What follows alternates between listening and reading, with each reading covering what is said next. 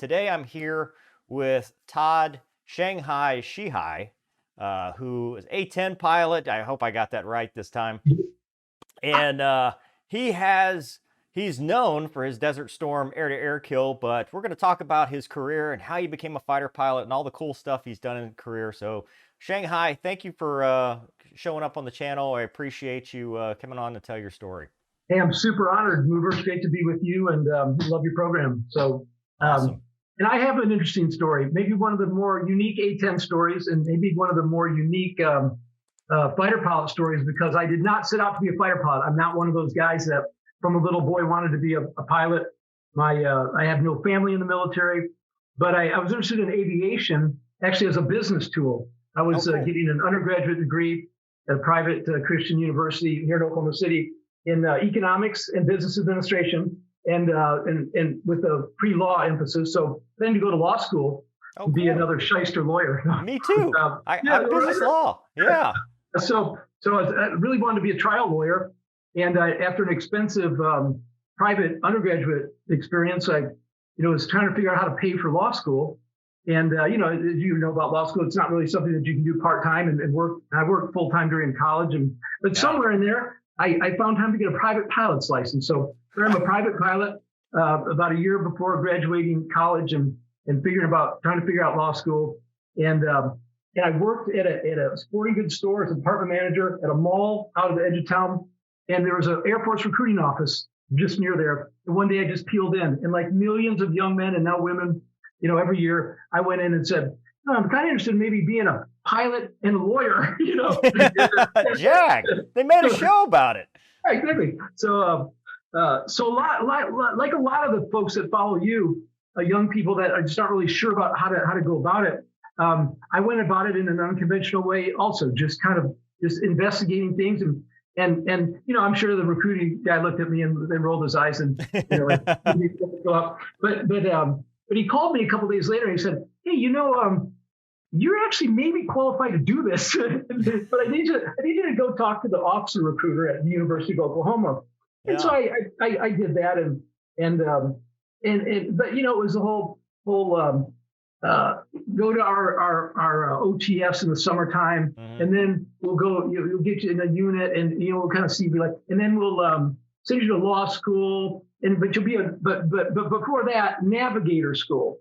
So C-130 navigator. Oh, no. And so I went on a little C-130 trip, and I'm not to sit behind the guys sideways and tell them what radio frequency. No,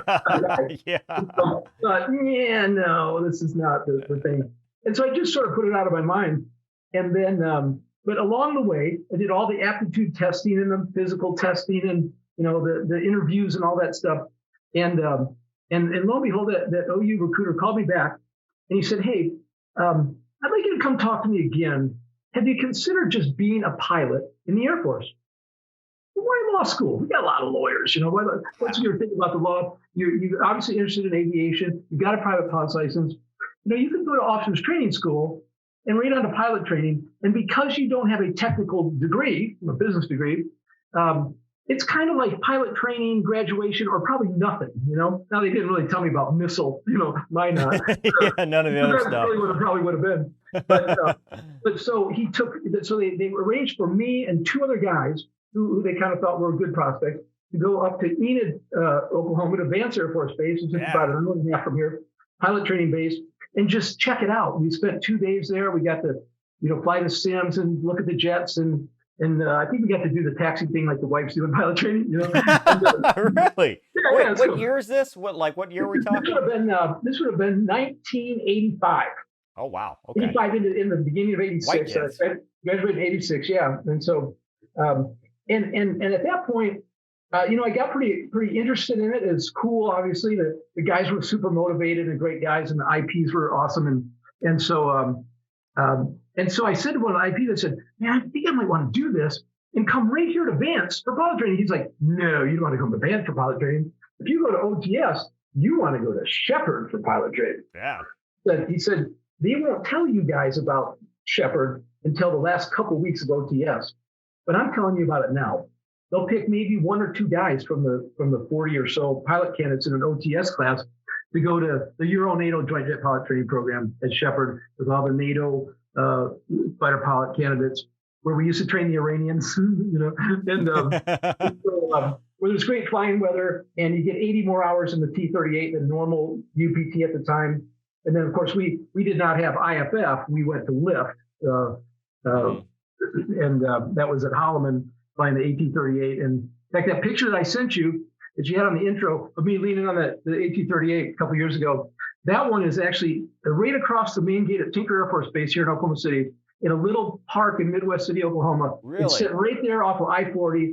And I checked the serial number one day, stopped, and I flew that same one 3 times at lift, including the only ride I busted at lift, which was me an A-10 guy, right? And if you'll recall, we did maybe 4 or 5 air-to-air rides, and the rest air-to-ground and low-level, right?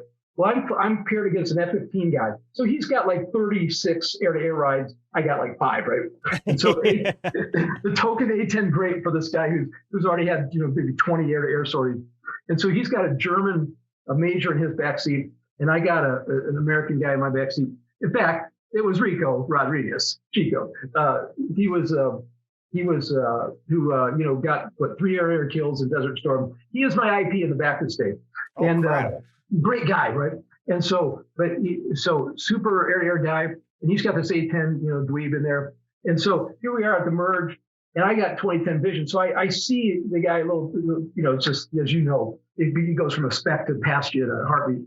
But I see him, and I get maybe, 15 degrees on him.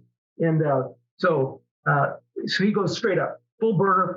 Here we go for about, 20,000. We top out about 42 or something, we're up there shaking the tail.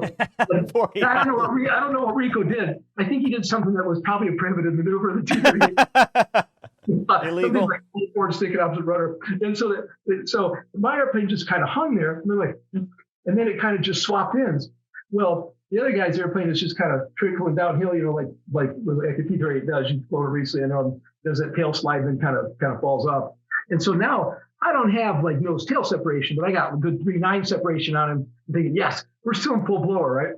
Now we're going straight, rolling scissors downhill.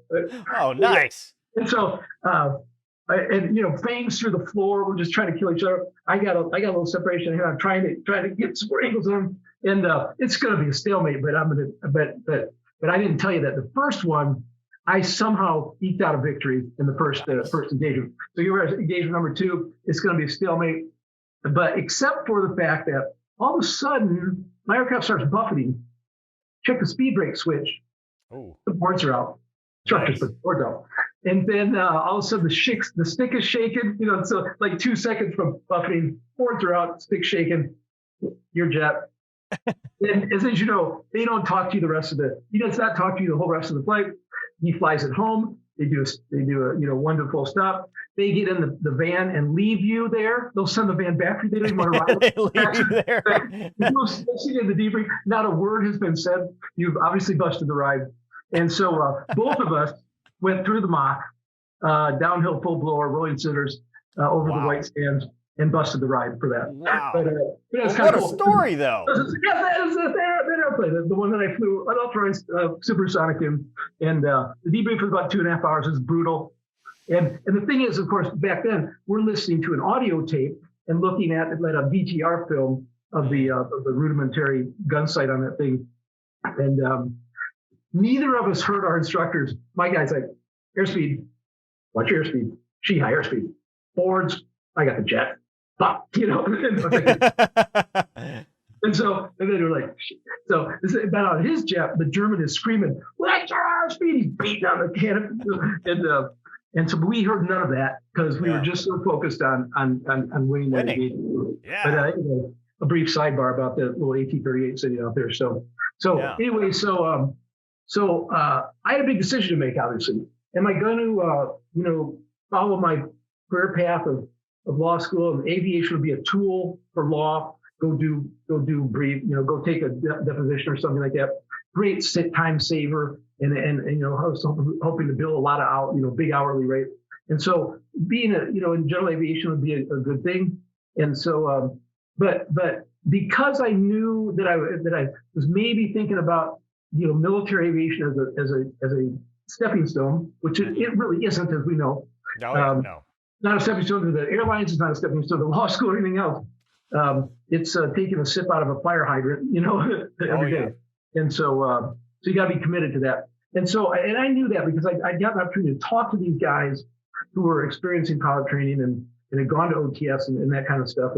And so I kind of knew, we had the skinny on what was going on and the gouges, I think we used to say, and for the test. And so it's a big decision, really. Am I disciplined enough? Yeah. But is this what I want for my life? But it was a time when Ronald Reagan was president. He was building the military back up so we could fight those two theaters. And of course, we still had the Cold War raging. So, the evil commie empire. And so my thought was really somewhat along the lines of, we're going to fight those guys. I mean, I thought that the Cold War was not going to stay cold, that this thing is going to break up. We're going to have World War III. And I thought, I want to be trained to do something useful and not deferment because I'm in college or draft or whatever, And so that was kind of my mindset. And obviously it didn't come to fruition at all. In fact, it was kind of another interesting twist on my career a little bit later. But of course, much to the chagrin of my mother, I kind of about that point, about the start of my senior year of college, pretty well resolved that this is what I'm going to do. So that gave me that 9 months or so to prepare physically. I was in good shape. I was a competitive swimmer and water polo player in school. I played tennis in college and stuff, but swimmers don't run, and so different muscle groups, and so that 1.5 mile run was a concern of mine. I was in good physical shape and all, but I went out running every morning at the local park, just not just to get in shape to finish that 1.5 mile run, but to excel at that 1.5 mile run. I wanted to be the fastest guy in the class, Turns out we had an NCAA sprinter in our class. Oh, God. I was not the best guy in the class. Maybe second best. No, I was up there among the top few. And so, but that's the kind of commitment that it takes. Now, and then I had the gouge on NJEP. So when I got to OTS, my focus was do as best as I can. And I knew that there's a point 6 weeks in where you kind of get picked for or get the opportunity to apply for upper class positions. Oh, and wow. So I was actually put in for wing commander of the school and the class. But there was also another job, deputy wing commander for flying operations. Oh, nice. Yeah, this is the thing, because now one of the guys that was at Vance had been in this job at OTS, and so he said, this is what you want to do, because that guy, the guy that's overseeing you, is a lieutenant colonel fighter pilot. Yeah. And the position is take care of the guys that are going through the flight screening program. They're called fish pots, flight screening for officer training students. Wow. Candidates, fish pots. Yeah. They actually went to, so they lived at what we call Medina Base. It was an annex of Lackland down there where OTS is. They lived there. So we had our own floor of the dormitory, and they wore green bags, so they were really super cool. Green bags and cool glasses. And they ate chow, and they got to talk and cut up, and we didn't. And then they got on a bus, and they went down to Hondo Field in the south of there, and they essentially did a private pilot course syllabus in about 3 or 4 weeks. And it was so it was a high washout rate. That's a fire hose. Yeah, no kidding. Flying Cessna 172s every day in that hot weather. It's summertime, and the attrition rate was high. And so you'd see these guys come back, and some of them looked, pretty beat up. Some of them were really dejected, and the others were just happy to survive one more day. But I thought, so this was a cool thing, because first of all, you were like the top in the top 3 of the school, so that came with some privileges. Secondly, you were sort of separate from all the rest of the fray because you were with these guys who wanted to be pilots. I wanted to be a pilot too, so it's really kind of a cool thing. Yeah, and these are my people. Yeah, so I went to the interview with the colonel for that, and he offered me the job. And I said, well, sir, tomorrow I've got the interview for the wing commander. And he said a few choice words, and said, well, I think I've made a bad choice in you. I thought you were my guy. I Ooh. thought you want to be a fighter pilot, but you want to go to the shoe clerk interview tomorrow. Why don't you go ahead and do that? And so this is my first, Yeah. foray Rejection. into the reverse psychology of that thing. And he didn't want me to go do that at all. He wanted me to take the job that he just offered me because it was the best job on campus. And in the extra strike that the wing commander got, what he wasn't going to be a fighter pilot, probably. No. And he wasn't. In fact, he was a sheep. And so I think the first one was. And they were great. But so I took that job at OTS, graduated with honors at OTS. I won the Daniel Webster Award, which is the public speaking award. Oh, cool. Today's challenge, tomorrow's success was my 8-minute speech. But I probably practiced that thing 50 times up on that stage before the competition. And so it was pretty well a shoe-in that if there was anybody going to INJEP, it would be me. And it was me and one other guy. And so that's when things started really falling into place because I worked hard. I was not the sharpest tool in the shed by any means. When you get to pilot training, especially INJEP, and you see these European guys who from, little kids have been groomed for this. They are the brightest and best in their country. And their education system is way beyond ours. They speak 3 or 4 languages, and they've had a lot of indoctrination into small aircraft and gliders and things, so kind of like the guys and gals at the academy. But then you got academy people, maybe in your class too, and ROTC people like Hoover, and who've had a lot more military indoctrination than you've had. You're a 90-day wonder, butter bar, and you're with the brightest and best there is, not only in the country but in the Air Force. I mean, as you know, that there's a very evil but necessary pecking order and ladder, and the tip of the spear is very sharp, it's very small, and everything else is very necessary, but the competition is very, very fierce, and you really don't have a tremendous amount of control on a frame. I mean, you can only just do your very best, and let things happen the way they're going to happen. Absolutely. And make the best of whatever opportunity you have, because there's flying anything's better than most things, right? Yeah. Absolutely. Yeah. And in my day, we all wanted F-16s, of course. As it's on a recruiting poster, as it should be. Whatever. Lawn dart. Well, Iron Eagle. I mean, was Iron Eagle out by then? Iron Eagle was out. Yes, it was out. I did watch Mr. Master. I thought it was cool. And I'll tell you what. And actually, here's an interesting story. That I am divorced now, but amicably with a wonderful woman and 2 great kids that are grown. In fact, my son just graduated from the University of Oklahoma Law School and got a job with the world's largest law firm down in Houston. Just started a few weeks ago. He's a superstar. My daughter, who is 6'1", tall and supermodel, beautiful. She's very accomplished as well, and there's great young people. So I'm blessed with that. But for 24 years I was married, and I met her the last semester of my senior year in college. We'd go to the same college; it's not that big, but I worked full time. I didn't live on campus, and she was that lovely young woman that came in late for class if she showed up. And she was dressed to the nines, and she had her coffee.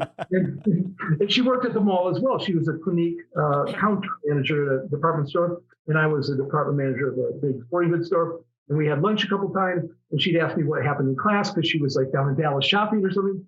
And then she asked me out actually a week after graduation. She put a note on my car asking me to play tennis. And so we went and played tennis. And this is a good one. The second date, I took her flying. Nice. She went, "No, the airport. What, the little airport over here? Why? I'm going to go flying." So had a picnic all packed with my mom. Went out to the tall prairie grass out in northwest Oklahoma, and greased one on a little strip out there, and had a nice picnic. Pretty impressive date. Third date, big boy date. We went to an Italian restaurant, and then we went to see Top Gun, baby. Yeah. Yes, it just come out in the theaters, and you're gonna go do that. Yeah. We're gonna play some beach volleyball. Good for you. Yeah. At least you didn't take her to Iron Eagle. So good job on that. Yeah, that's right. Top Gun. And so anyway, we were married halfway through pilot training, which is another adventure in and of itself. And but pilot training was very difficult, Yeah. and probably not the place to get married either. She's super awesome and was a great partner in the Air Force, and we in 8 years we moved 7 times, and we saw a lot of the world, made a lot of great friends. It was just an awesome experience. And but we didn't have the little kids yet. We had kids after the Air Force, and it's a great life, but there's a lot of sacrifice as well. We figured we spent only about half of that time together. I believe it. The other time was TV wives and those kind of things. And then 6 months in the desert. That was really tough on the wives. We were a squadron out of England, and so they didn't have the support system of their parents and friends and things there. You had about 40 wives gathered in somebody's house on base, watching Bernie Sanders on the hotel, the roof of the Al Rashid Hotel, saying the skies over Baghdad are illuminated tonight, and they're watching that, and knowing that we're going to be flying into harm's way, and because we were from England, we didn't have those AT&T phones that we could call home. Yeah. It was about a week before we even could contact them, unless you were like me, the chief of combat plans, and had a Stu-3, the base ops. And nice. Yeah, I did that. I did that in Iraq too. You had to call base ops or the DSN, and I'd call base ops and have them connect me to my home base very late at night. When there wasn't a lot of traffic on the thing, but very different times, of course. I mean, I can't even imagine really, Hoover, these guys that have to go out and fly combat and then FaceTime with their families and text them and all that stuff. I guess they figure it out, but what the hell would you say? What'd you do today? I talked to my wife Angela one time after a mission. It was maybe about my 10th or so mission, and it was really awkward because it just and she knew what's up. But it's still it's a scary thing, and you don't want to minimize it, but you don't want to scare them more either. And what do you do? Oh yeah, we flew 50 miles into Iraq and blew a bunch of stuff and got shot at a lot, and it was scary. How are you doing? And so really that we were gone 6 months, but the war is only 42 days, and we got there about 3 weeks before it started. But anyway, I'm kind of jumping ahead, but pilot training was awesome. I wanted an F-16, and I got an A-10. Now, A-10 was cool. And frankly, no offense to anybody, but the coolest instructor pilots in pilot training were the A-10 guys. Yeah, always. A-10 dudes are the coolest. And guess who my primary instructor was in T-38? So I did quite well in T-37s. Of course, shepherded spiders are nothing. So you fly the T-37, there's no simulators there. Oh, wow. There probably is now. And we got 80 more hours in the T-38 than a typical UPT experience. Really?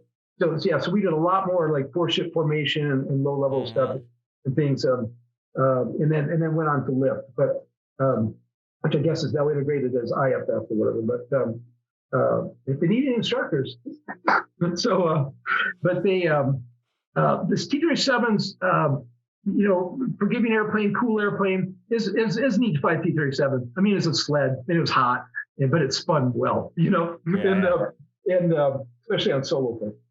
But but then the T-38, where I saw you take your first flight in the T-38. Things haven't passed still. I mean, you flew the Viper and all, but you got to get that gear up quick because you're going to rip the doors off if you don't. Yeah. It is cool, but it was a lot. And frankly, this guy was behind the jet for a while, and it was a struggle. T-38s I was thinking maybe I'm not cut out for this because some of the guys were moving faster than me, and I was struggling a little bit.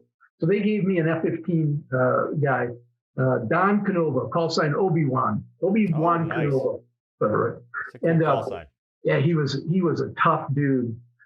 It's funny to think back now. These guys were like maybe 26 or something. 25. He seemed like old dudes. Yeah. And he had to actually rip the wings off one doing BFM out over the Bering Straits one time. Probably why he ended up as a T-38 instructor. Holy crap! Like he was great. Over G. Yeah, he ripped a part of it. He ripped a whole big section of one of the wings off. Good Lord. Landed it okay, but Yeah, in fact, I remember I think it was 008 was we called Balls 8 was his jet that he was flying that day with part of the wing up. But he was a great guy, great instructor pop, very tough guy. But that's what I needed. I needed a guy that was gonna get me where I needed to be in flying that jet correctly. And I think I can say that he had a couple things I'll never forget. One was, what are you doing? What are you thinking about? Where are you going? What are you doing? What are you thinking about? What are you doing? Be ahead of the thing, way ahead of the thing. Yeah. Because when he got me, I was behind the jet. And then his other thing was, you got a death grip on that stick, man. You got to hold it with two fingers, like you're jerking off a mouse. Yeah. I don't. Probably wouldn't fly today. He probably couldn't say that today. No. I know, right? It's got to be a whole different thing now. But I'll never forget that. And he taught me to hold that stick lightly and to fly with finesse and to be ahead of the airplane.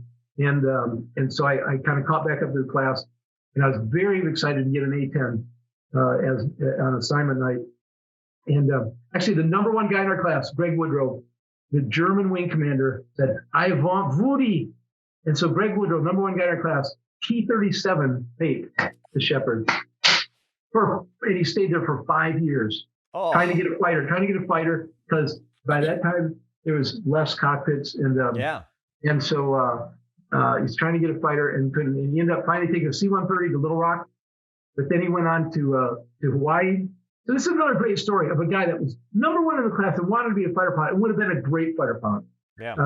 The number two in our class, Scott Zobritz, just retired as a 3-star. He was a 9th Air Force commander. He looks about 80 years old. Sorry, Zob. He was as fresh faced as I was in pilot training, but the burden of command is very difficult. I can tell on Zobritz. Great guy. But the number one guy in our class, his dream in the Air Force never happened, but he made the best of it.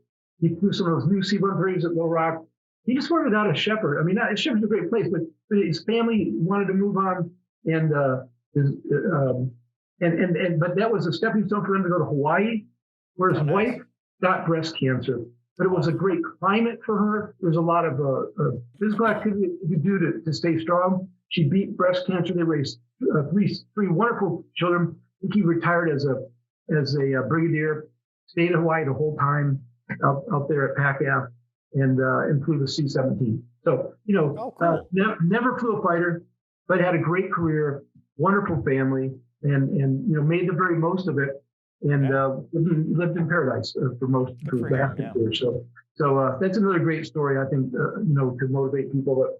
But Shanghai got Sheehy got an A-10, very excited. And then a couple weeks later, the personnel folks came back and said, we need 2 of the A-10 guys to volunteer to fly the OA-10, brand new thing. Oh, wow. OA-10, replacing the OV-10s and some OA-37s as forward air control airplanes with the A-10 airframe in a new role, OA-10. Now, I want an F-16, right? So I'm thinking, okay, those guys that are forward air controllers, the FACs, that's considered kind of a lesser job for a fighter pilot. So they usually do 1 tour and that, and then get their choice of airplane unless they screw up it. And so I'm thinking, my quickest way to an F-16 is the OA-10. Yeah. And then I'm not stuck in the A-10. As I was thinking at the time, I go fly the OA-10. New mission will be cool. And the first squadron was the 23rd Tactical Air Support Squadron, the NAOFAX, the Vietnam, storied unit, and they were at Davis Marvin. So that's where the B course is, the RTU. And so I was the first guy ever to go through the A-10B course, but I wasn't going to fly an A-10, but that's all they had was the A-10B course. So I went through the A-10B course, and then they were putting together a syllabus for an OA-10 spin-up. And so the OA-10 squadron commander was very pleased when I was the top gun in my B course. Wow. Got that trophy, but I was going into an OA-10. Because the dirtbag facts, I had the top guy in the B course in terms of bombing and such. So I was the first ever OA-10 guy. And so I was initial cadre of the 23rd Task OA-10. It was cool, single ship, shooting rockets, it was awesome. And you still is it just a different mission for the A-10? I mean, physically, is it the same aircraft? It is. It's the exact same airframe. and we had the gun and we could use the gun. So it wasn't just like an OV-10, it was OA-10, so observation and attack, whereas previously had been the OA-37 was an observation and attack because they had a mini gun they could strap on that thing and shoot rockets as well. But normally it was Willie Pete rockets or white phosphorus marking, and the role of the airborne forward air controller in the tactical air control system as it was, used back then, back in our day, before data link and all this stuff they have now. Yeah. I mean, the A-10 cockpit now would be a foreign place to me. I mean, I've seen it. It's it's helmet mounted sights and G-Wiz screens and touchscreen chip. I would not drink a drink in a bar with an A-10 person or an OA-10 person if they didn't have a grease pencil, first of all, and a boot knife. They had a boot knife and a grease pencil. I can have a drink with me. Otherwise, no. Take your helmet mounted queuing over there. That's awesome. No. That's awesome. But, these kids these days, damn it. Yeah, back in the day. But we did. We wrote on the canopy with grease pencil and tried to keep track of fighters and where they were and stacking them up and get them into a target, working with the ground tactical air control party, usually a fighter pilot on the ground with an Army maneuver unit, talking on the radio to you. And but another thing, though, that they didn't tell us, the personnel people, was that if you volunteer for that OA-10, your primary job is not going to be as an OA-10 pilot. It is going to be as a battalion air liaison officer with an Army maneuver unit by name aligned to them. Ooh. So if they go to war, you don't go in a cockpit. You go on the ground with those guys. And you go train with them, and you don't live with them full time. But you go do exercise with them. You learn their stuff. And when the bubble goes up and they get called, you put your green suit, you put your BDUs on, and you hump a bag out in the ground. So that was a little bit of a shocker. But fortunately for me, my unit at Fort Hood was transitioning from a light infantry, I think, to a mech. Or something in that nature. And so for the year that I was at DM flying the OA-10 with the 23rd task, they were not training. They were not mission ready. They were transitioning, and so I never met those guys. Oh, and wow. So I was not vulnerable to go to war on the ground. I did go to Army Air Ground Operations School, which is really a joint school for all the services down at Hurlburt, Florida. Very cool school where we got to do cool things with Humvees and learn how to navigate with the compass, and more than we did at survival school. And what year was really cool. This was 88, okay. 88 to 89. I was at DM, but then about 6 months into my first assignment at the 23rd task, they're converting OA-10s. OV-10s to OA-10s at Suwon Air Base, South Korea, the 19th Tactical Air Support Squadron. And so now my thought is, hey, here's an even quicker route to an F-16, because if you go to Suwon, that's a short tour, meaning it's 1 year, no family. This is just a little corner of a South Korean base about 20 miles or so from Osan, the big American base. Yeah. And so it's quite austere, but it's really tip of the spear stuff. And we're going to go convert OA-10s there. And I'm one of the more experienced OA-10 guys as a first lieutenant now. And so, that's awesome. Hey, I'll do that. And so I leave my wife behind 1 year in Tucson, which was gorgeous and place, and then off to South Korea. A whole culture shock. I've been out of the country to Canada, I grew up in Michigan, by the way, and so I've been to Canada. But when you get off that that civilian airliner with minimal gear, your other stuff being shipped, and you walk into the Kimpo Airport, and there's Korean guys with M16s, guarding the place, and nobody speaks English, and it's super crowded. It smells weird, and you don't know where you're going. And you're some guy named Shrooms is picking you up from the squadron, and you don't even know where the squadron is, or where Shrooms is, or how to find him, and nobody's really talking to you in English. So that was a whole thing, and it happened to be a Friday, and so I find him at the USO, and we throw my bag into the back of one of those little pickup trucks that we had back in the 80s and the 90s, and he goes blasting through the Korean highways where there's crazy traffic and no rules, it seems, And he's got that little 6-cylinder thing, a 4-cylinder thing, I think, going about 90, weaving in and out of traffic. I'm like, whoa. And then tradition is there. First Friday night for new guy, the FNG, friendly new guy, is the green bean, where you have a frag, an air tasking order, you got to memorize all this shit, and then you got to go downtown, and there's a refreshing beverage at each stop that must be imbibed, and I'm not a big drinker, so I am just blotto. Like, I don't even remember. Wake up the next morning, and I'm in a little well appointed, I guess, but somewhat austere and weird. And I look out the window, and there's a wall. There are guard towers. There's barbed wire. There's cleaning guys walking back and forth with guns. I'm in jail. No, I was at the visiting officer's quarters at Suwon. It's just that high security there. So it was, but it was a super awesome year. And I ended up being the first guy as a lieutenant to upgrade to 4-ship flight lead. Lieutenants did not upgrade to 4-ship flight lead back then. And wait till you went to that next assignment as a captain.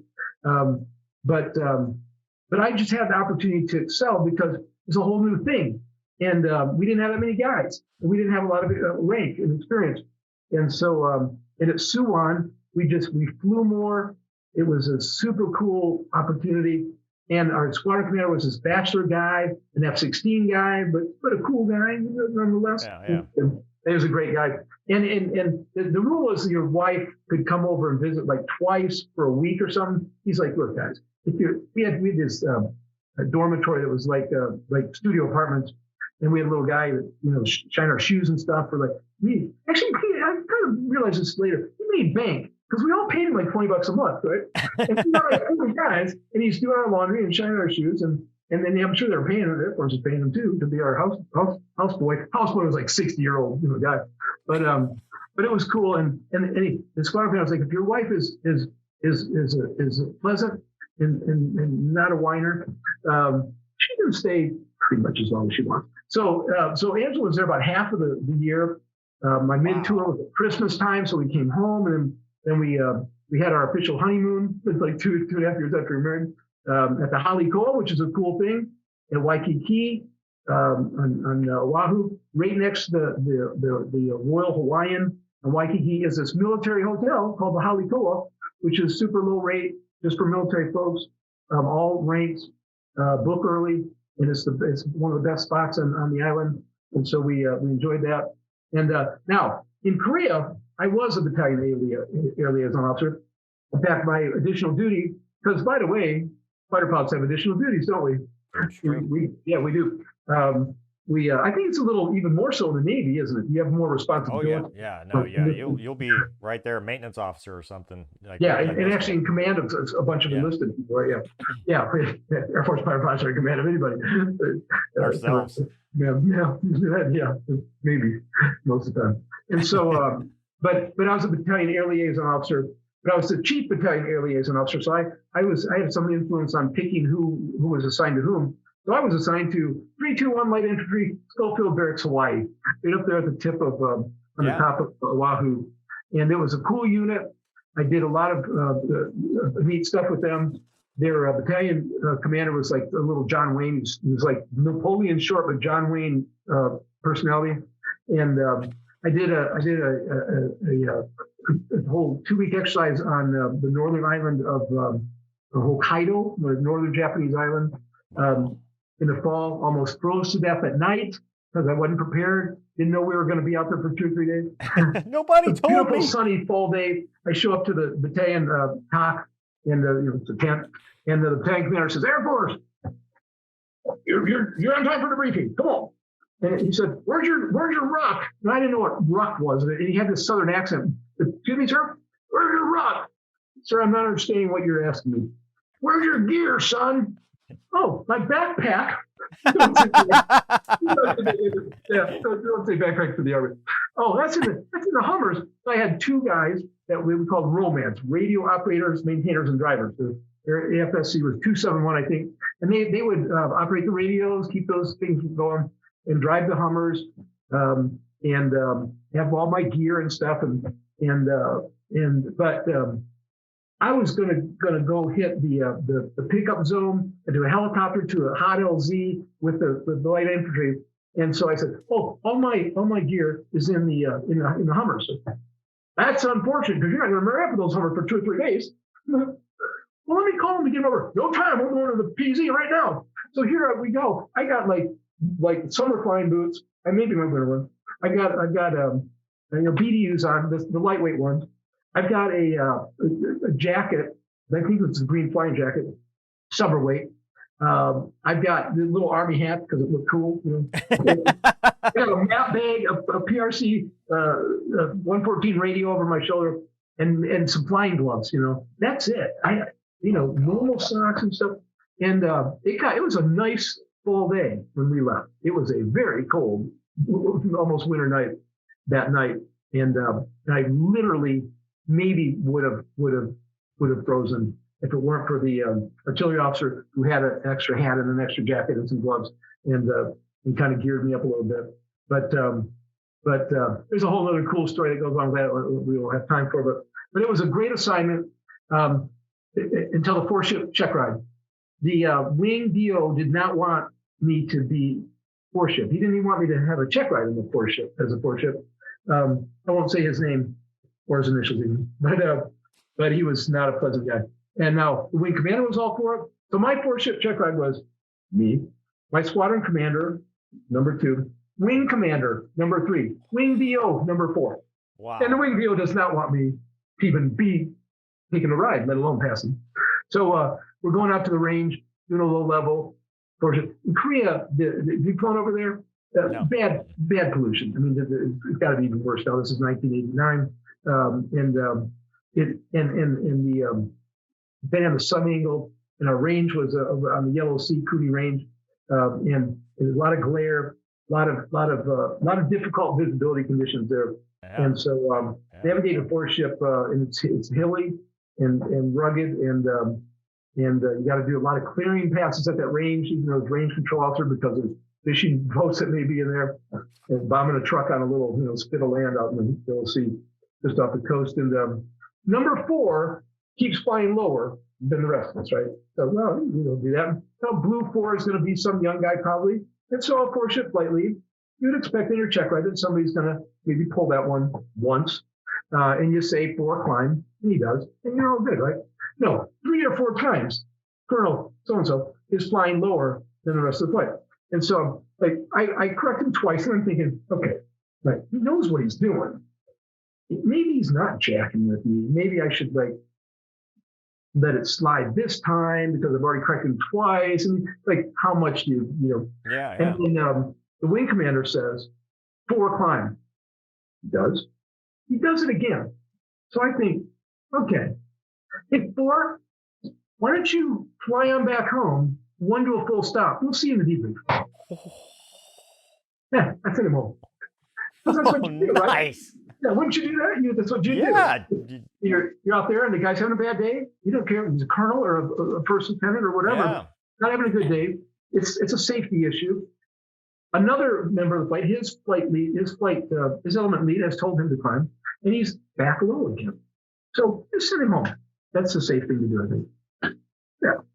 Maybe not the exact perfect thing in that check ride scenario, but I thought, well, I think that's what I'm supposed to do. So I did. And we went, now, he was a big, take money from the guys at the range kind of guy. He was a good bomber. And we had some good bets down on that. And so I knew he was going to be fuming mad because he didn't have the opportunity to take money from us. Because he had told me that he had made sure that I understood that he did not approve of this ride whatsoever. But he was at least going to take money from me. And there was no way I was going to pass. So he said that before we left. Wow. So this was not retribution on my part, but it sure could have looked that way. And so go home. His mind, it was not a good move. But we went and did our range, and we came back and we did a couple of, I don't remember we did it, but well, we land, and my squadron commander comes up and said, Colonel so-and-so is in the debrief room, and he's fuming there. It's not going to be pleasant in that way, Shanghai. He said, but just stick to your guns. He said, I'll back you up. You did the right thing. He's blue 4. Rank's not the issue here. It was unsafe. You sent him home. That's what you should do. there'll be some discussion whether you should send his element lead with him, but let's assume that he was experienced as he was. He was who he was, not having a good day, and you send him home. I think that's the right call. We'll see. He said, I don't know how it's going to go. We'll see. But you'll get another ride at least. So I'm thinking, okay, I'm not going to pass it, but at least it's not like a business failure. And so we get in the debrief room, and I start the thing, and round out the Thursday. And he wants to interrupt already and get into this, right? And so I said, just a second. We'll get to that. What you want to talk about in the we talk about something, enter the range, and et cetera. And then said, okay, well, you just have a bad day, I guess. I mean, you don't fly lower than your element lead, and he's not flying lower than me. Visibly it's tough out there. And I imagine you were simulating that a little bit for my benefit in the ride. I caught it. I caught it twice. The third time I really was vacillating, I'll be honest, about what to do. And Wing Commander spoke up. Your element lead spoke up, as he should. The fourth time I just sent you home, because that's what I would do with the guy that's having a bad day. You're an experienced guy, so I didn't send your element lead with you. We went on and completed our training mission. I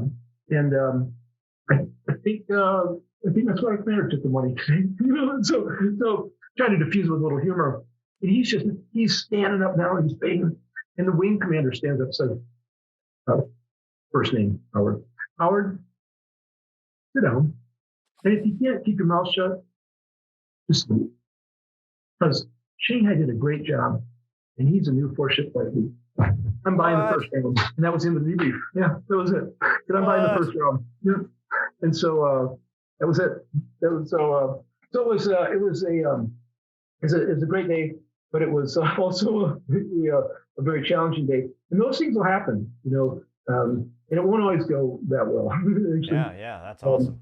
And I've had a couple that didn't.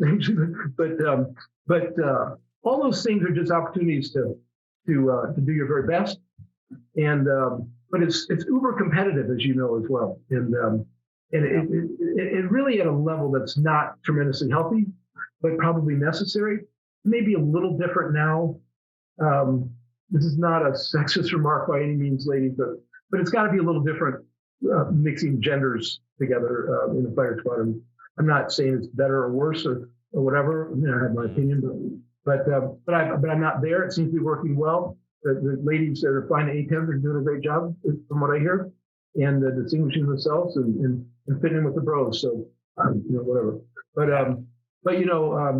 I just remember getting my wings and the German wing commander saying, "Welcome to the worldwide fraternity of military aviators and fighter pilots." And it was not a fraternity in the Animal House sense, but great guys. I mean, and it's interesting too to think back at that. But there was a pretty clear pecking order, right? When you were in the Navy, it had a lot to do with your landing scores, I guess, too, but also bombing, also BFM, ACM, et cetera. And you knew who the best guys were and who the not so best guys were. But the not so best guys were awesome, right? Yeah. The lowest is still the best in the world. Yeah. I mean, they're still, they still got a fighter and are flying that thing well. They may not be, the best leader or the best bomber or the best tactical guy, but they'll hold their own. And then combat's a whole different thing, as I found out. But so in Korea, my wing commander or my squadron commander called me in one day about a couple months before the end of my tour and said, "You're my top guy. Where do you want to go?" He said, "Well, you don't have to answer that. I got you an F-16 training slot to loop already." Yeah. I'm like, "Thanks, boss. But I'm thinking I might want to stay in the A-10. I want to go fly the A-10 in England." He said, "No, they will ruin your career. The future of the Air Force is the F-16, my friend. You want to go to the F-16. I know it would be fun to go fly A-10s in England, low and here on fire and stuff, where there's a real mission to pull the gap. But you know what, Shanghai? About half of those guys in the pull the gap are going to die on the first day. That was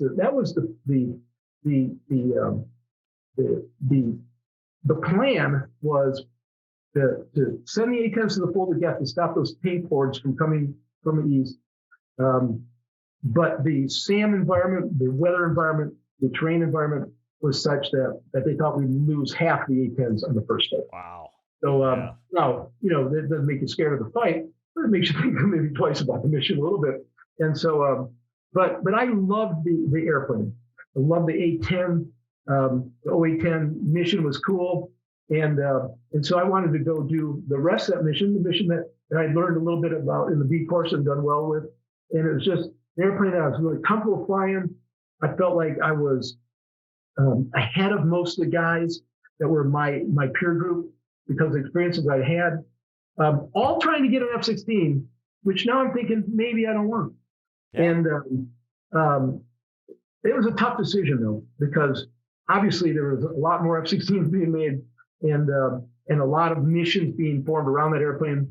But I talked to a couple of guys that were in pilot training with me who felt like at that point, in fact, one guy was down at Kunsan, Wolfpack.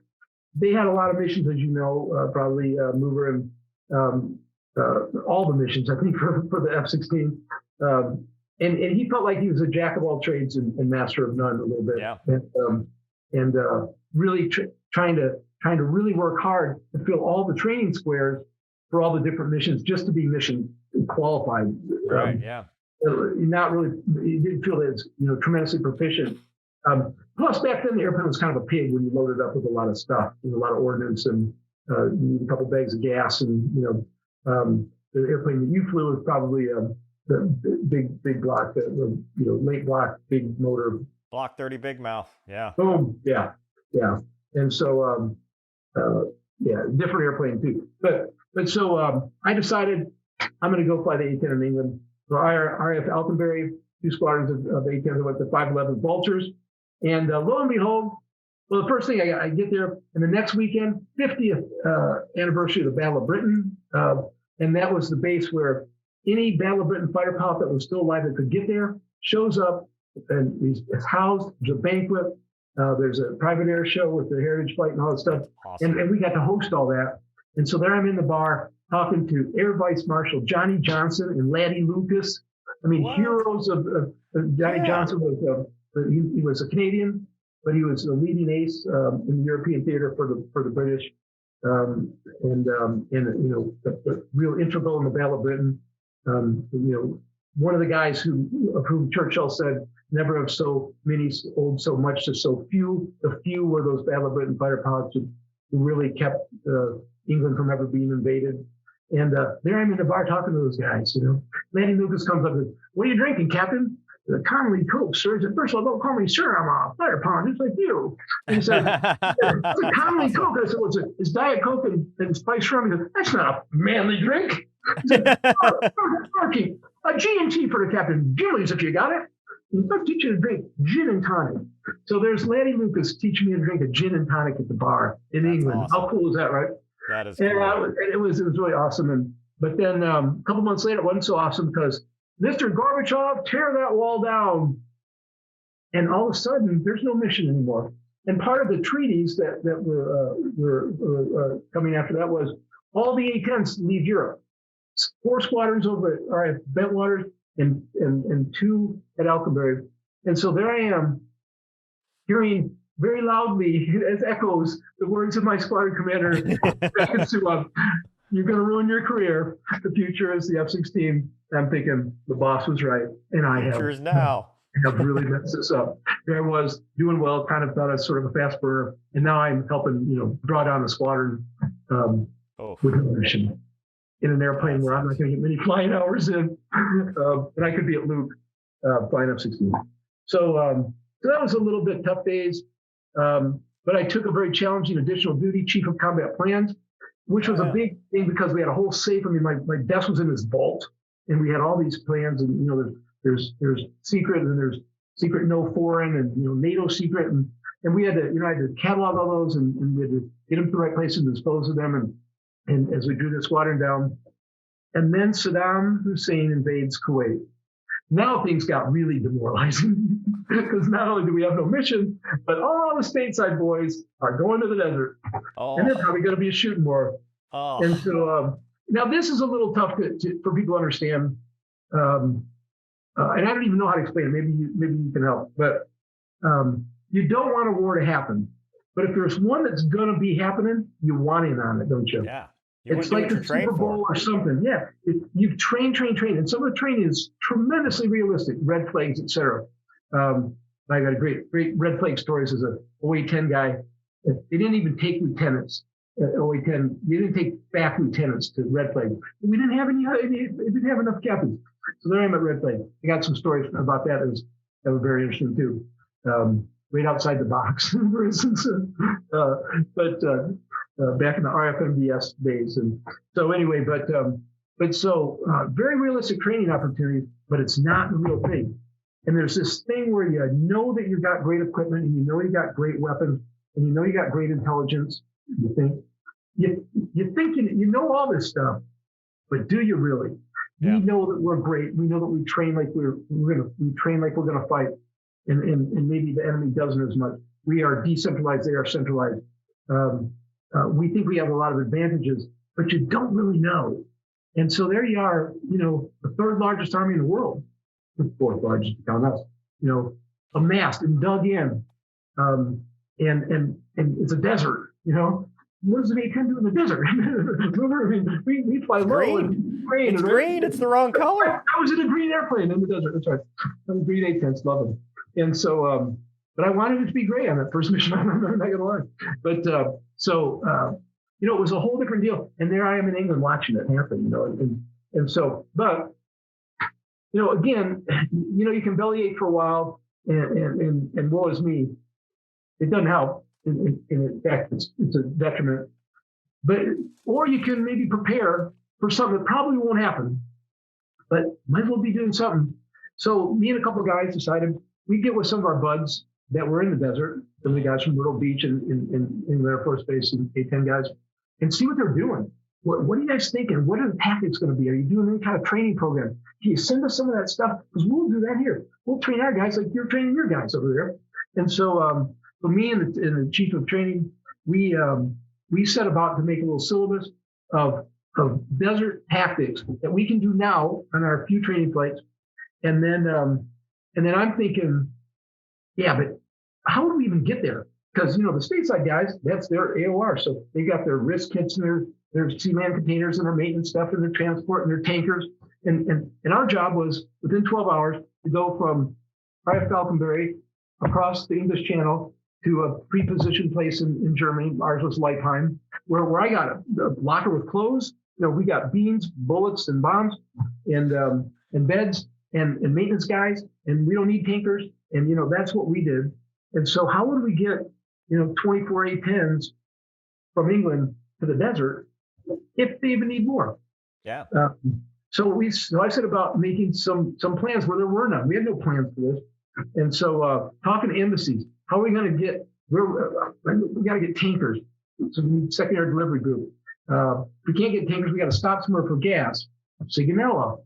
But will France let us overfly with live ordnance? Well, they didn't. We had to go around the horn. Yeah. But all this stuff, and just putting it together. What if? Might as well be doing stuff. And so the 3rd Air Force Commander would come fly with us occasionally, General Link, and so.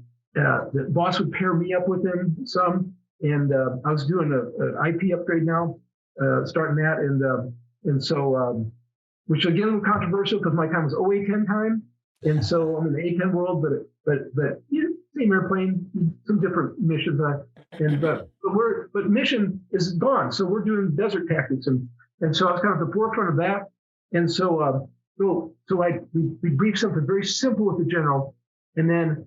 General, we've got about 30 minutes before we got to address the fly. We've got a briefing, Colonel O'Connor's leading the main briefing room, contingency plans for Operation Desert Shield. Would you like to sit in? Sure. And we give a dog and pony show about how we would get there and what we would do and what we're doing for training. And just trying to impress the general that if there's any more A-10s necessary, we thought, we'll have to come from England because all the stateside guys are gone. If they must use Guard or Reserve, they wouldn't do that, would they? Back then, it was, we thought they wouldn't. And so, lo and behold, rumors have it, they need another squadron of A-10s. The Cajuns. the reserve guys from New Orleans go, right? Yeah, Bill Wilson and 706. McGoy, Colonel Epson, Bill Wilson. You knew a lot of those guys, didn't you? Yeah, Yep. Good guys, great squadron, great guys. The second best choice after the 511th would have been those guys, but there they go. The reserve guys are going to the desert. So we're dorked. But about 2 weeks later, rumors again. They may want another squadron of A-10s.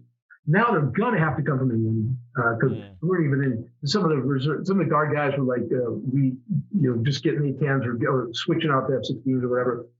One was going to F-15s, I think. And so, but we thought, yeah, but those 4 squadrons at Bentwaters, they'll take all the best guys and make a super squadron, and they'll do that because that's kind of what we thought to do. And there was talk about that, but then one day I'm about ready to fly, about 2 weeks before Thanksgiving, 1990. And Colonel O'Connor, Squadron Commander, comes over to the public address in the car. Captain Sheehy, report to my office. Now, he would never say that. First of all, he'd never call me at his office when I was getting ready to fly. He'd say, Shanghai, come see me later. I'm thinking, that's weird. He's going to be standing at attention at his desk. And General Link is on the speakerphone. General Link's on the speakerphone. I'm thinking, shit. Now, Princess Ferguson, Duchess of wherever, married to Prince Philip, who was a Royal Navy helicopter pilot, right? She's learning to fly helicopters. And so, as a civilian. And so whenever the Royals flew, it was called purple airspace. And so you didn't, it's just like the president, you don't fly in a purple airspace. We'd be doing low levels, and she'd have to be back in some helicopter, like some guy Mover's been doing out there recently. And, I am a princess. What can I say? There you go, yeah. And so, and sometimes they change the route. I'm going to go to Kensington Castle instead of Windsor Castle or whatever. And if you're already in the air, you may not get that change of route. And so, I'm thinking, oh man, I flew with the general just a week or so before, and she was in the air that day, and we had the whole route. What if they change it? If a 3-star violated purple airspace, it's going to be a big international incident, and I'm the dweeb. And so I'm thinking that, and so all of a sudden the general's like, O'Connor, that dirtbag captain, he's kind of talking, that dirtbag captain better be staying attention. He is, sir. Yes, General. Sheehy, do you think you're pulling the wool over the old man's eyes with a bullshit dog and pony show contingency plan briefing? So I started answering, O'Connor, did you give him permission to speak? I'm thinking, what have I done? Everything I've done has been just not helpful. It's been a disaster since I got to England. What did I do? I really messed this up. And then the general starts laughing a little bit. And Colonel O'Connor's got a smile, and and he said, so you want to go to the desert, do you? Pack your bags. Expletive deleted. There we go. He said, you guys are great. All that planning that you did, awesome. You're ready to go. There's nobody I would pick besides you guys. Super Squadron at Bentwaters, 511. That's my guys. That's who I'm picking. And nice. So don't do me proud. There we are. So I spent that holidays in the vault.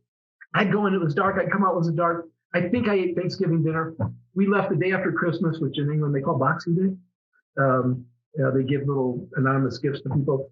But it's a fake holiday. And so, as they call it there. So air traffic control was a little bit of a challenge to get. We took 26 airplanes off to get 24 across the tankers over the English Channel, and then all the way around because we couldn't both fly France. And I spent hours and hours and hours with the embassy. We couldn't do it. And then we actually ROM'd at Sigonella, remained overnight to get other tankers over in the Med to take us as far as just down the Red Sea. And then as we went feet dry into Saudi, they turned around and we pulled down our AIM-9s and we're ready to fight our way in if we need to, because this is like December 26th. All of the peace talks have pretty much broken down to try to get a negotiated withdrawal from Kuwait. And so we go all the way across with 2 bags of gas and you know, but nothing like the Myrtle Beach guys. You know, the first squadron of A-10s that was there about 13, 14 hours after the invasion, they were at Al Jubail, which is ended up being a Marine Harrier base, a little bit further north than where we ended up bedding down at King Fahd in Dahran. But they were it. They were the front line of own troops. It was a squadron of A-10s. They had the rounds they had in the gun, the fuel they got in their bags in their airplanes, and you know, rudimentary tents and stuff. That's what they had for a few days until the airlift came. And so Wow. if Saddam would have rolled into Saudi, they would have faced a squadron of A-10s, and that's about it for those first few days. When we got there, when we flew into King Fahd that night, it was a city. I mean, you know, there was an airport under construction, an international airport, two massive runways. You can imagine with the density altitude there, they're massive, massive runways, two massive runways, a parking garage that became the Garage Mahal where the 101st Airborne bedded down, and in a mosque, of course, they built that first with a gold roof, and that was called the King's Ramp, and that's where the A-10s were. We had a warehouse building that was our squadron ops building.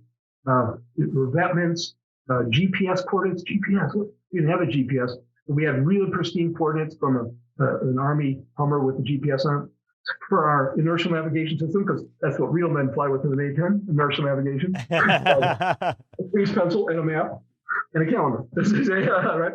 And so, you know, but so now we had to get up to speed with that place and some real training in the desert. I think we had maybe 5 or 6 rides in the 3 weeks before the war started. We were the last squadron in, and when the thing went off, it was just awesome. I mean, we knew it was getting close. I was chief of combat plan still, and so the ATO came in, execute Wolfpack. I may have a copy of that in my safe. And so it was.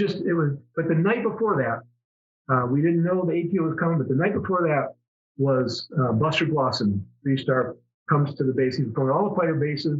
We were in a bubble hangar, only pilots. I mean, guards at the door, and there's probably 200 of us because there's all the A-10 guys, and there's some F-16 guys, and you can hear a pin drop when in comes Buster Glosson, big guy, you know, 3 stars in his flight suit, big burly guy, every colonel in the world, you know, and he gets up on an engine changing stand, it's the only thing in there, and he just looks at us. The pin drop is everybody's breathless, and he's a big guy. He doesn't need a bullhorn or anything. He's like, gentlemen, you are about to be part of the largest use of air power in the history of air power. Yeah. We're not warmongers. We're just ready to go. Let's do this thing. And that was him saying, we're not going to just, you know, mosey up there a little bit. We're going to go. And then he went on to tell a story. I know we're probably running out of time, but he went on to tell a story, and it was this. He's like, I was a young lieutenant in Vietnam, flying F-4s. One time we lost half our flight on a mission. He said, it was BS. We're flying the same headings, the same routes, the same ordnance, the same targets every day, same time. Stupid. Washington, bean counters telling us how to fly tactics. And I remember after we lost half our flight, we're in a hooch having some beers. He said, by the way, there's no beers in this war. Dry war. Probably a good thing, he said. But we're having some beers. And he said, I remember saying, if I'm ever in charge of one of these GE things, it's going to be different. Well, guess what, guys? I'm kind of in charge of this one, and it is going to be different. He said, you guys are the best. You got great airplanes. You got great weapons. You got great maintainers. You got great tactics. You guys, your flight leads are sharp. You know what to do. We're going to just let you do it. Make decisions up there.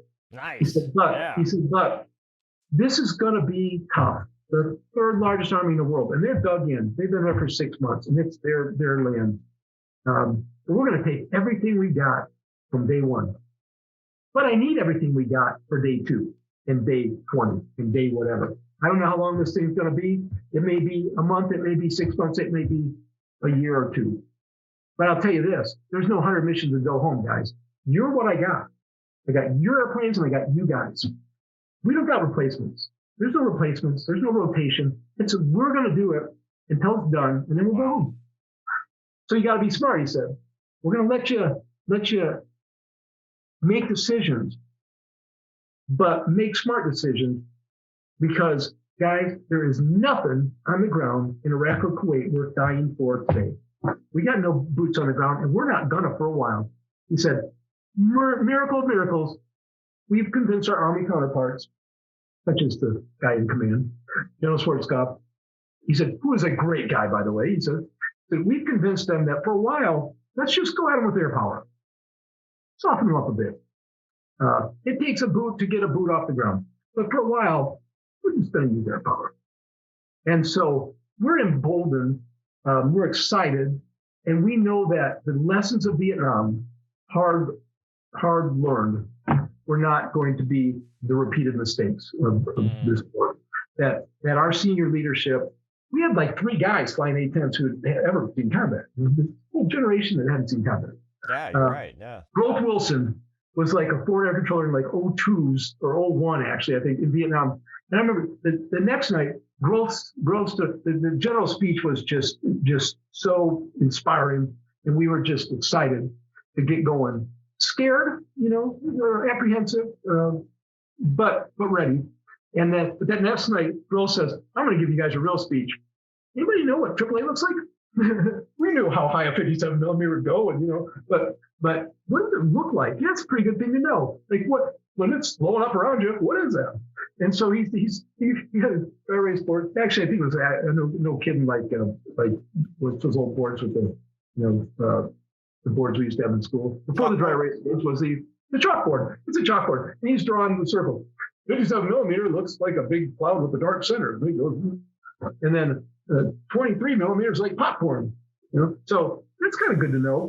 And guys, by the way, you don't see tracers from the air, guys. The tracers are coming up. So it's cool. So he's telling us this stuff. He's like one of, got him and like the 2 wing commanders, the provisional wing with the Myrtle Beach commander and the England Air Force Base commander as co-wing commanders. And so it was the only guys that had seen combat. And so old Groth telling us about that. And so we're ready to go. But as chief of combat plans, I had to get the ATO, had a couple of lists of guys help me break that out and get it to scheduling. So I couldn't fly that first night.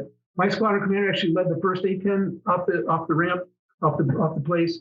I had to go way out to western Iraq with Apaches do joint air attack against the border radar sites. So that was cool. And I'm stuck in the squadron ops. But I got the ATO, and we're watching CNN, because Fox News didn't exist. Watching CNN on the over a BBC feed on a satellite, and I had kind of figured out pretty close what the delay was in time, and so I'm looking at the frag, and I'm watching Bernard Shaw on the roof of the hotel, the Al Rashid Hotel in Baghdad. The skies over Baghdad are illuminated tonight, but Wolf Blitzer, and I said to my guys, I said, in about 30 seconds. He's going off the air. How do you know that? And so it was about 35 seconds. But I'm looking at the frag, 2 F-117s, 4 2,000-pound bombs between them, the AT&T central switching station in Baghdad, down the air shaft of the high-rise building that housed that facility. Oh, awesome.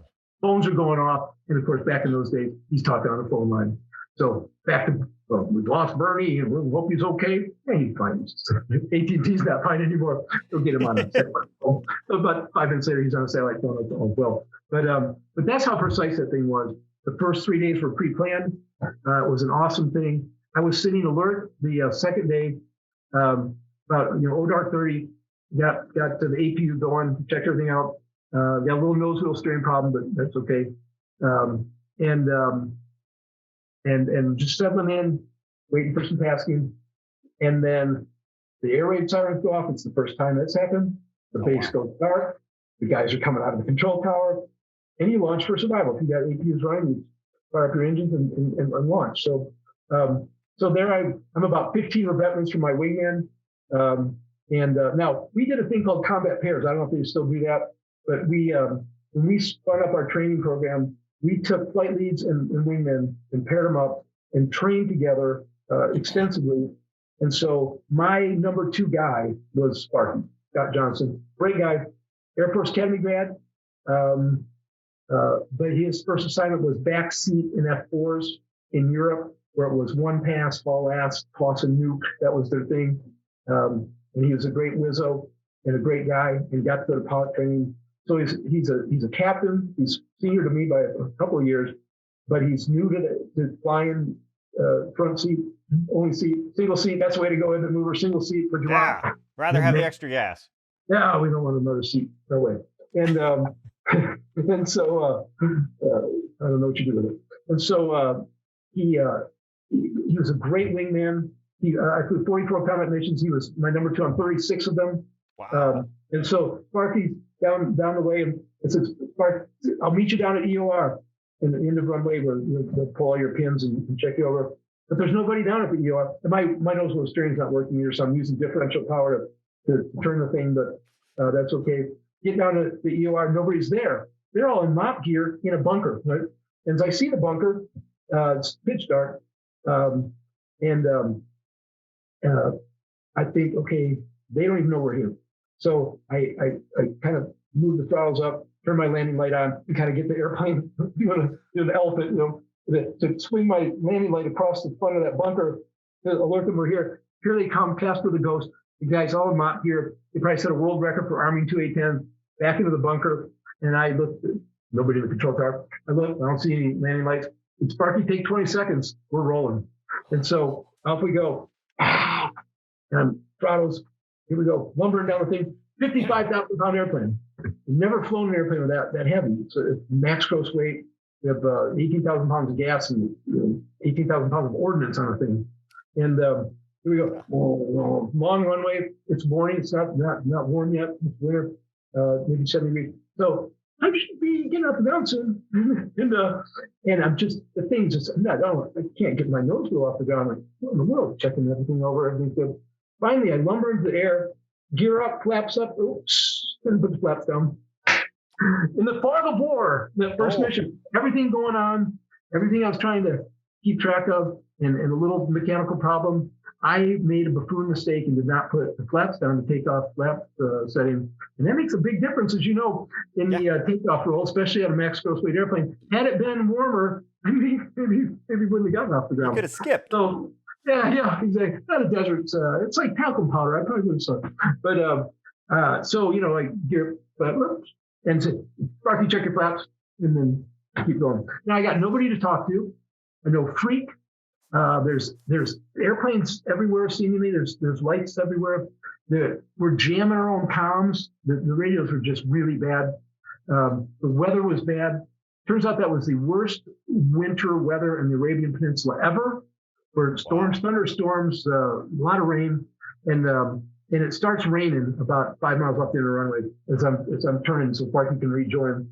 And I figure, well, and of course we have a radar on the A-10, and there's just airplanes all over the place, and they've got radar. I hope they see me. I'm not talking to anybody. There's no, I'm trying to get a direct air support center, like be like a sector radar center. I can't get anybody on the radio. All the freaks are trash. And I'm thinking, this is not going well either.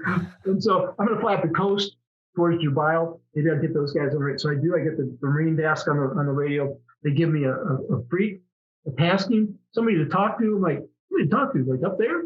And the Iraqis were shelling the oil refinery at Al-Kapshi, just over the border into Saudi Arabia. It's on fire. And so those artillery batteries, there were 3 of them. They were in the parking lot of like a Home Depot type place, just up the coast, about 50 miles up the coast in Kuwait. And that's our target. The sun is just starting to come over the horizon. The clouds are up above. We're in a green airplane, white billowy clouds. And as we go, we're feet wet just off the coast. There's Kuwait. And then the lights show, the barrels, the muzzle flashes down below. Woo, we're getting shot at, Mover. This is, because it looks like flying up the coast of Florida on a nice morning. There's the coastal highway, there's the condos and the hotels, evacuated. There's the Home Depot. What's in the parking lot? The muzzle flashes, and Elk Grove Wilson, we're seeing the big clouds with the dark centers. This is a real thing. And so when I see the target, we climb. I'm going to roll in for bombs. Sparky's going to be in cover. I'm inverted, just pulling down, about to roll out, probably a little shallow. And I think Springfield was like call sign. No, zip gun, whatever. Break right, Chapler. Sparky's calling me. Missile shot at me. First pass. Right? And so now I'm inverted. So I kind of dish out. I kind of jink, chaff and flares. And of course, in the A-10, you go downhill. You want to turn into the missile to create turning problems for it, but you need energy, and the thing will turn around, a horseshoe, but it's going to lose lots of energy doing it. And so, got to go downhill. So there I am looking out the top of the canopy, which is the ground, and here is a big white conical smoke trail, SA-7 or SA-14. I know from that smoke trail it's a shoulder-fired heat-seeking missile. And the smoke trail stops. It was just shot just slightly out of range, ran out of gas from about me to across the street. I mean, literally maybe 100 yards. I see the whole missile. I see the aft end glowing orange as it's falling off towards the Persian Gulf. And I clean out my flight suit and climb and go. And this is my thought. What the hell have I gotten this into? I mean, really, this was scary. Yeah. It was not anything like I thought it would be. It was just surreal, this temporal distortion thing. Joe, what the hell? And then you think, do we really know what we need to know? Because that was a thing that I needed to know that I never thought of, and it almost got me killed. And it was an SA-14, clearly, because as I'm putting flares out, it's staying at the same place in my canopy. And so I am not defeating that thing with flares because, it's like a Stinger post. Right? So I knew which missile it was. That part of the briefing, was helpful. But there was nothing I was going to do to defeat that missile except out-turn it at the very end game. And I hope I started that turn soon enough. Yeah. Fortunately, the guy shot it a little bit out of range. But that was my first pass in combat. And we stood off the coast and tried to get a Maverick locked up on the artillery tubes. That wasn't helpful. So that wasn't working. And I thought about General Glossen's briefing. He said, if the target's not as briefed, if the threat is not as briefed, if the weather is bad, bring it home. We'll figure out another plan and go back. Don't press a bad situation and get your ass handed to you because we need you and we need your plan. And I thought, this is what he was talking about. And part of it, frankly, was, I could have maybe made some attempt on that target, but part of it was, I was just done. It was a lot. From the launch for survival to the we don't know who to talk to the weather to the I got a missile shot at me in my first pass. It was a lot. It was pretty frazzled. And so I hadn't slept the night before much, as you say. And so I said, Sparky, let's take it back home. And so there we land. CNN's there. My parents even saw me on TV as I taxied in. They wouldn't know I got all my shit hanging out. The airplane still hadn't dropped anything. But there I am, triumphant, I'm home. And we went back. We did make another plan. We took a 4-ship. A couple hours later, the sun was high, the clouds were gone. I knew where the target was. We came from 4 different axes. In about 2 minutes, we put 48 CBUs or something across the thing, and blew the whole thing off the face of the earth. Awesome, much better. It got pretty much better from there. There was a lot of AAA. There were a lot of missiles. There was an air threat initially, but anything they flew, we shut down. Our air supremacy was just, unbelievable. The thing was going well. We were flying tons of sorties. We had one squadron that was just doing nights using a Maverick as a poor man's FLIR. They were very successful. Yeah. And they devised a whole bunch of night tactics for the desert, using a double IR Maverick as a FLIR essentially.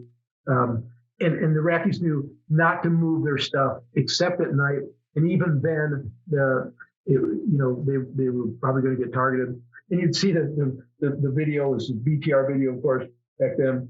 But you'd see these vehicles on a road. The night guys are targeting. They schwack the first vehicle. They schwack the last vehicle. And all these guys abandon their vehicles. They look like Casper the Ghost, white on dark.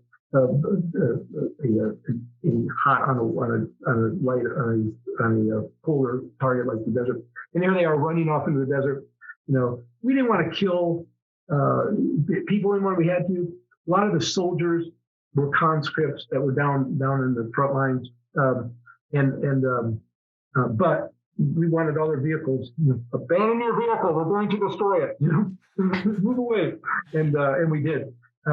Set up the whole area of Kuwait into kill boxes of 15 miles by 15 miles numbered and such. And so you would get a tasking that would be maybe like Alpha Fox 5, it's a kill box, targets of opportunity. If you check in with the forward air controller, he's got a particular target, that one. After that, use your remaining gas and ordnance wisely for targets of opportunity, artillery and armor. Wow. And you get to the point where my forward air controller experience came in very handy because I'm up there with binoculars looking into those revetments to see, where the AAA is going to see which tanks were dead. I wrote a paper after the war. We got to brief it to the Joint Ordnance Commanders Conference about A-10 effectiveness in the war and about that targeting. A tank with a bunch of 30 millimeter holes in it that's trash next to a tank that's okay look about the same from 15, 20,000 feet. Yeah. It may even look the same in targeting imagery. If there's not a generator running, they're both hulks. If there is, the one with the generator is probably the one you want to, little hotspot, maybe the one you want to target. We had the issue of the desert being hotter than generators sometimes. And so, looking at a cooler target on a darker, hotter background. But you want to be using your ordnance wisely. You want to be diminishing our capability methodically. And we did that. One thing we learned was that, you can't see the tracers coming right up below you. You can sometimes see the ones over in the kill box 2 or 3 over, and sometimes you have guys and they're jinking and keeping airplanes moving and being tactical, but you're loitering over the target for maybe 30, 45 minutes in the target area in the threat environment to identify and destroy the right targets. And sometimes you'd see guys in the kill box a few over and say, hey guys, you're really getting hosed over there. You keep those airplanes moving. And they didn't realize how much AAA is coming up at them. Yeah, right above it, but you could obliquely. But it was super scary at the beginning. I seriously flew home that first mission thinking, what have I gotten our squadron into? I mean, I really gripped with this thought that I thought I snatched victory out of jaws of defeat of the whole England and F-16s and A-10 thing, and now here I'm in a war because that's where you want to be. And we want to be there, and I got us there. I mean, really, worked super hard to make us be there. And man, I don't know if I can come do this again. I mean, how do you make yourself come do it again? I know I would, but you think, wow, this was really, really tough. And I got to go do this again later today. And so you get the 4 and 2 together to do that. You get a better plan, and you get used to it. It's amazing what you get used to. And one thing we learned though is when we do surges in training. How many times can we fly the airplane in a day and shoot the gun out and all that stuff? We could fly the airplane 9 or 10 times. We fly the pilots 3 times, three flights a day. We couldn't do that in combat. We started to do it. I flew 3 times one day, and they had to help you out of the cockpit by the end of the day. You're strapped into the thing for 15, 16 hours, hot pit refueling, hot pit intel briefs, and go again. And you could do that. You had to hit tankers a lot of times, for the distances. We didn't carry external bags of gas or, drop gas like you guys did from F-16. And so, tankers was a thing. Tankers in the weather was a thing.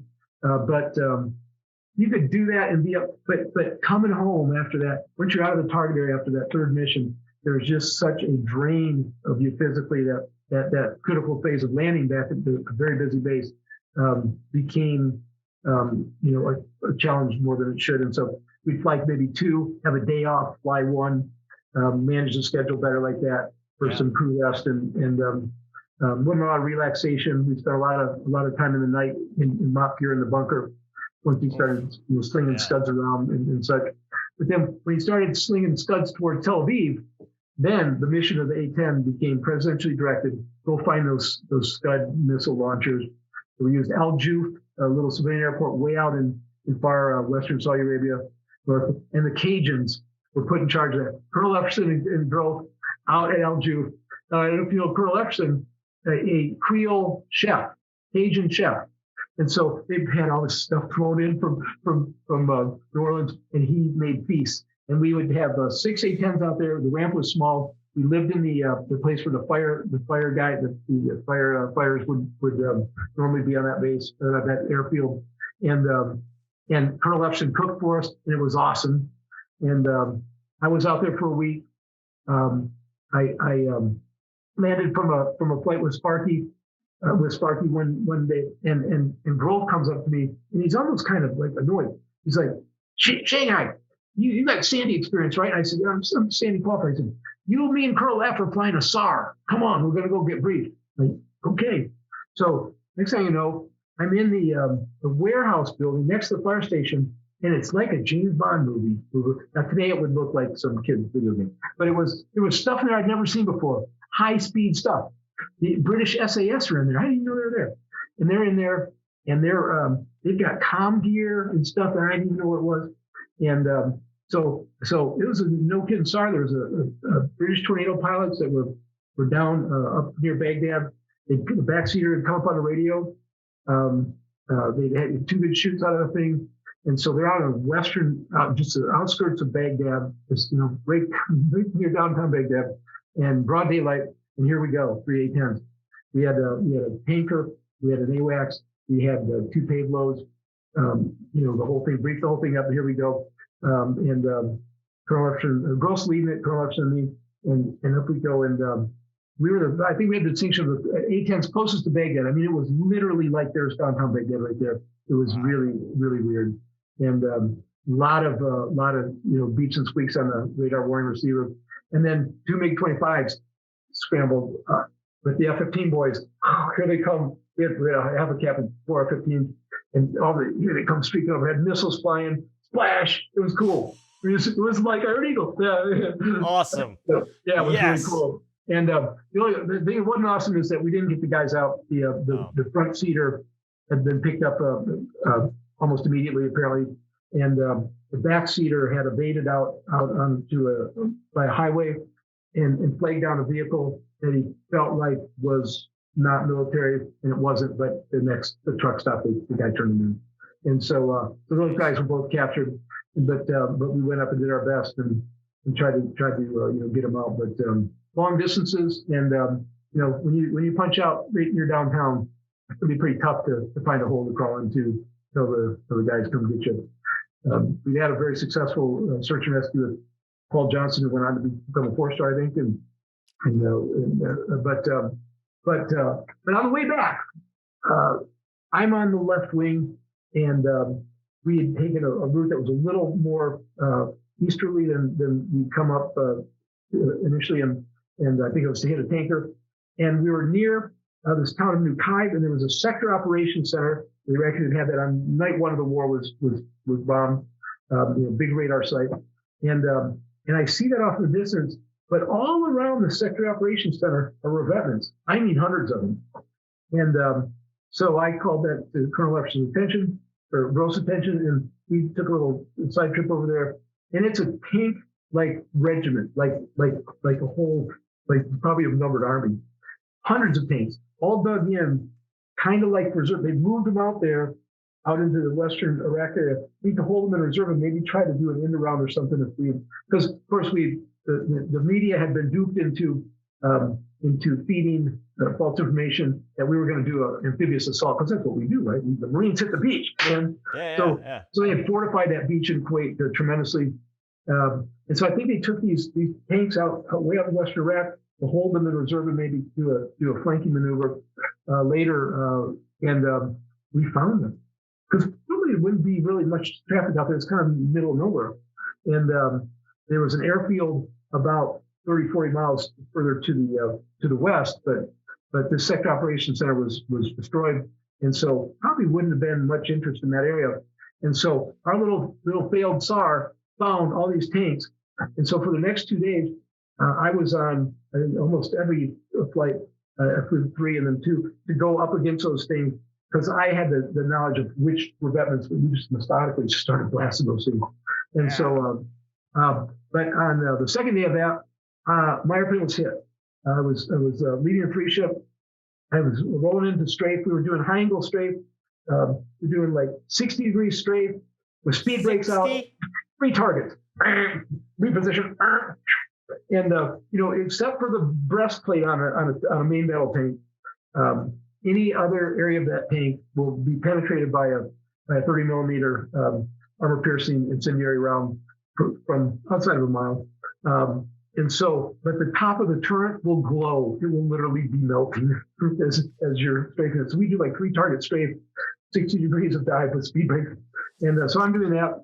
And I get the gun on safe light. The gun stops firing. Gun on safe light comes on. The gun is tremendously reliable, hardly ever jams or has any issues.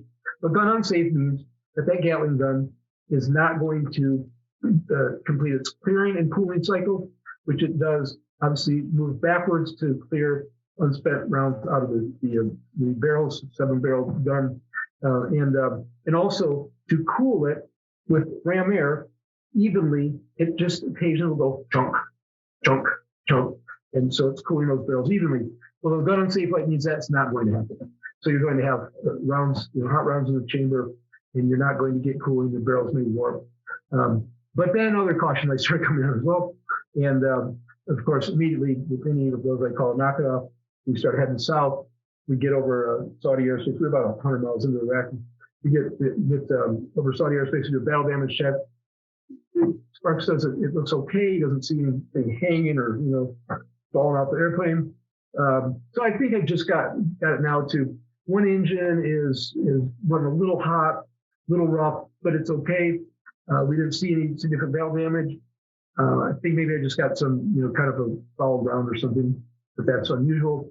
So I let those guys land, and there's no hot gun area there. It's just pointing off in the desert. So I let those guys land and clear. I get up to the runway, point out in the desert, and sign off the forms, going and getting in the van. And the crew chief said, "Hey, sir, any problem with the engines?" I said, "Yeah, I put it in the right engine's just a little hot, little rough." I said, "Yeah, come here." There's about a quarter size piece missing out of every fan blade on that engine. Holes in the cowling on the side, holes in the cowling on the bottom.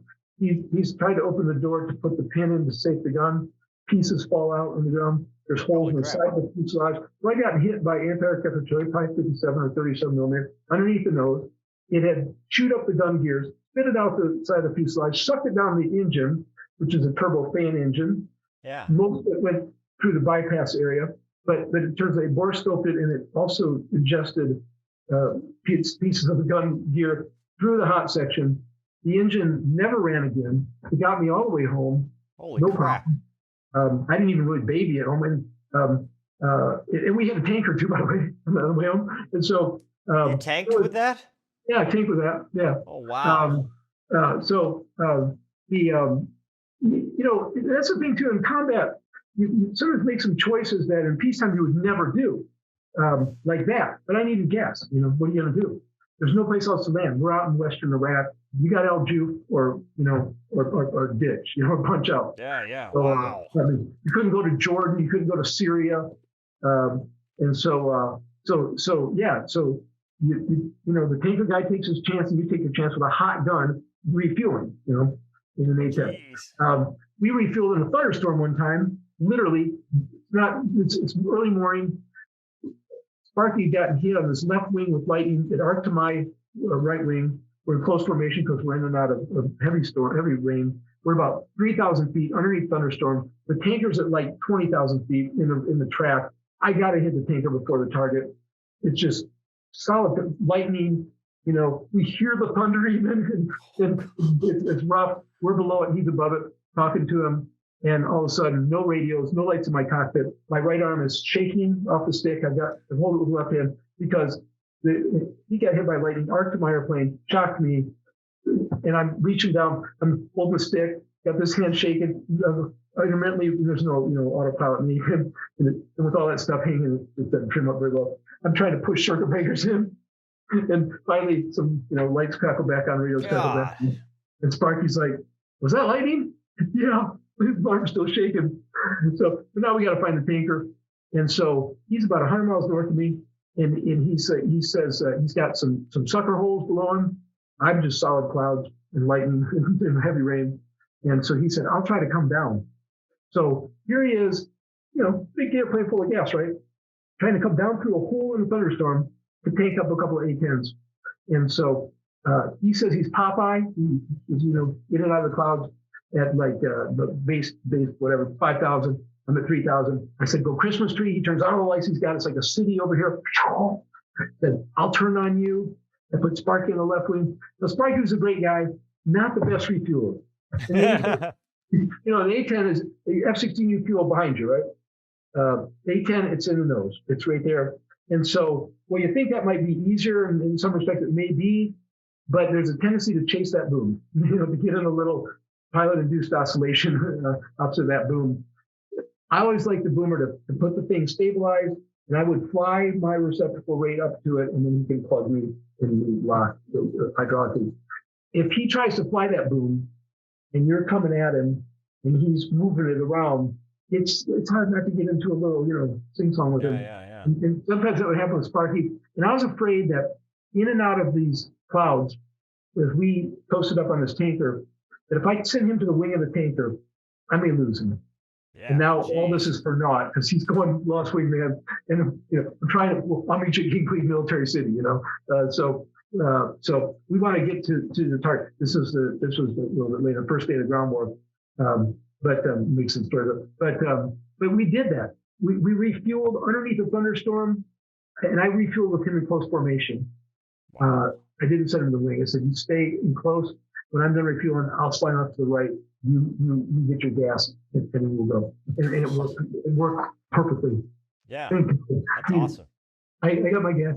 I slid to the side. He got plugged the first time. Boom, off we go. We diverted the KKMC anyway. The weather was so bad that we couldn't get to the target until later. Wow. Interesting story about forward air controllers. In the chow line at KKMC, a couple guys back, I hear a voice that I recognize. I turn around. It's a guy named Scott Buchanan. Bucky Buchanan was a guy in my first squadron, the 23rd Task, that didn't go to Suwon. He was flying OA-10s when the bubble burst, and he is in BDUs in the chow line with his Army guys. Oh. Ground forward air controller, not flying airplanes during the. And the next day, as the ground war, as they were invading, the fact that came up on the authenticated me. I gave him authentication. I said, "Good voice on you, Bucky." It was Bucky Buchanan on the ground with his Army unit as my ground forward air controller. Yeah, awesome. But man, there's a guy that did everything I did, and he's on the ground during the war. So yeah, that can happen. But anyway, we so the back to the all those tanks. I got hit. So my airplane was trashed. I was going to fly it back to King Fahd that next day, which is the last day we were going to be at Elju with one engine because they didn't have an engine to change up there. So I got Sparky's airplane, and I got a guy from the 75th Squadron at England Air Force Base. He's Lieutenant Jay Keller is my number 2, not Sparky, on this fateful mission where it's going to be my last mission out of Elju. That afternoon, I'm going to fly that broken airplane home. But I got Sparky's airplane to go up one more time stud hunting with a guy from the 75th I ever flew with. And you'd be surprised that different squadrons have some different tactics, briefing methods and things. And so we got through a briefing, and we're going to go. It's all pretty routine for us by now. But as we go up, we are on the outskirts of an airfield out there. They had moved some fighter airplanes off the runway, off the airfield area, down a road, and put them in some earthen revetments off the airfield. And there's a Su-27 set right there in a revetment. So we roll in on that. Yeah, we roll in on that. And it was the airplane that wouldn't die. So we're dropping CBU on it. Bombs everywhere. And it's just, there's no secondaries. It's like, does it not have fuel or oil or whatever? And so it's getting silly, really. I mean, it's really getting silly. It's like, this thing is not going to blow up. We should just leave. It's not that big of a deal. But it's one of those things that it really got stupid. Frankly, I should have just knocked it off and moved on because it was an insignificant target. But you get to this thing where you want the thing to blow up. I mean, come on. Yeah. And so I make one more pass, And as we're pulling off, Jay's a little behind me and high, and as I'm climbing, he reports that it's all of a sudden starting to smoke. And so as we move over towards where the tanks were, there's this big billow of smoke. I can see this painting right here. It's up there. There's a painting that depicts the shoot down.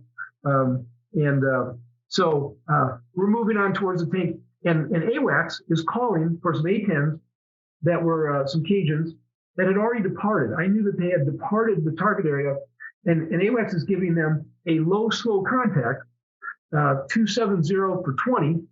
But and so he's using their, and I come up with a radio. I said, I know they've already changed off the freak. And I said whatever their call sign was as RTB. What do you got? We're close. And he says low flow contact 270 for 20. I'm thinking he's using their position to that target, not my position. And so I say, confirm that you've got a good contact on me and that this is a vector. And he said, look 060 for 2. I'm at like 20,000. 2, it's right below. yeah. It's right below me. And so I'm thinking low and slow. They weren't flying anything in the daytime, but I'm thinking helicopter maybe. Because now we know that maybe those radars can pick up a vehicle moving across the desert, but there's just not much moving along. We knew that there were people down there with those tanks. There's a big array of tanks, so we wondered if maybe the command element hadn't retrograded maybe at that point. They left abandoned. So I'm thinking all this stuff, and my Army training that helped with this. I'm thinking all this stuff like maybe the helicopters come in to take some of the commanders out of this place as we're continuing to decimate their forces there. And so I get a little excited with the air contact, right? And so so I'm looking, there's no radar. I'm looking for the same. I'm cooling down my A-9 mics, and we had the good all aspect heat seekers, and 2 of them, and I'm cooling those things down. I'm looking for this thing, and so there I see a little smoke, a little dust. It's right down on the ground. And it's moving like helicopter speed, and it's flying. It's the helicopter. It's like a medium like transport helicopter, like an Mi-8, for instance. And it's got the little like in Ireland, it's got the little rocket wings off the side, and man, it's a helicopter. So it's like a truck moving across the desert to an A-10. I roll in with the A-9s, and it just won't lock on. It just will. The desert was hotter than the exhaust of the helicopter. Yeah, it just wouldn't. Wow. I'd hear the tone, and it's just would bounce off. Like, man, it's like watching those Vietnam movies. And so I'm thinking, just use the gun, right? So you just lead the thing a little bit. We had no lead computing gun sight or anything back then. And so just lead a little bit, like a truck moving fast, and hammer away.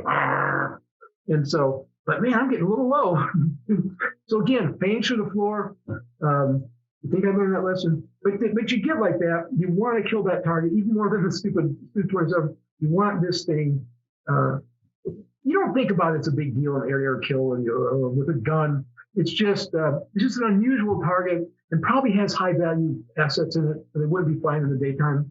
They're not bringing somebody lunch or whatever, at that time. And so you want to hammer this thing, but it's not getting away from me. Now it's going towards Baghdad. We're a fair piece from there.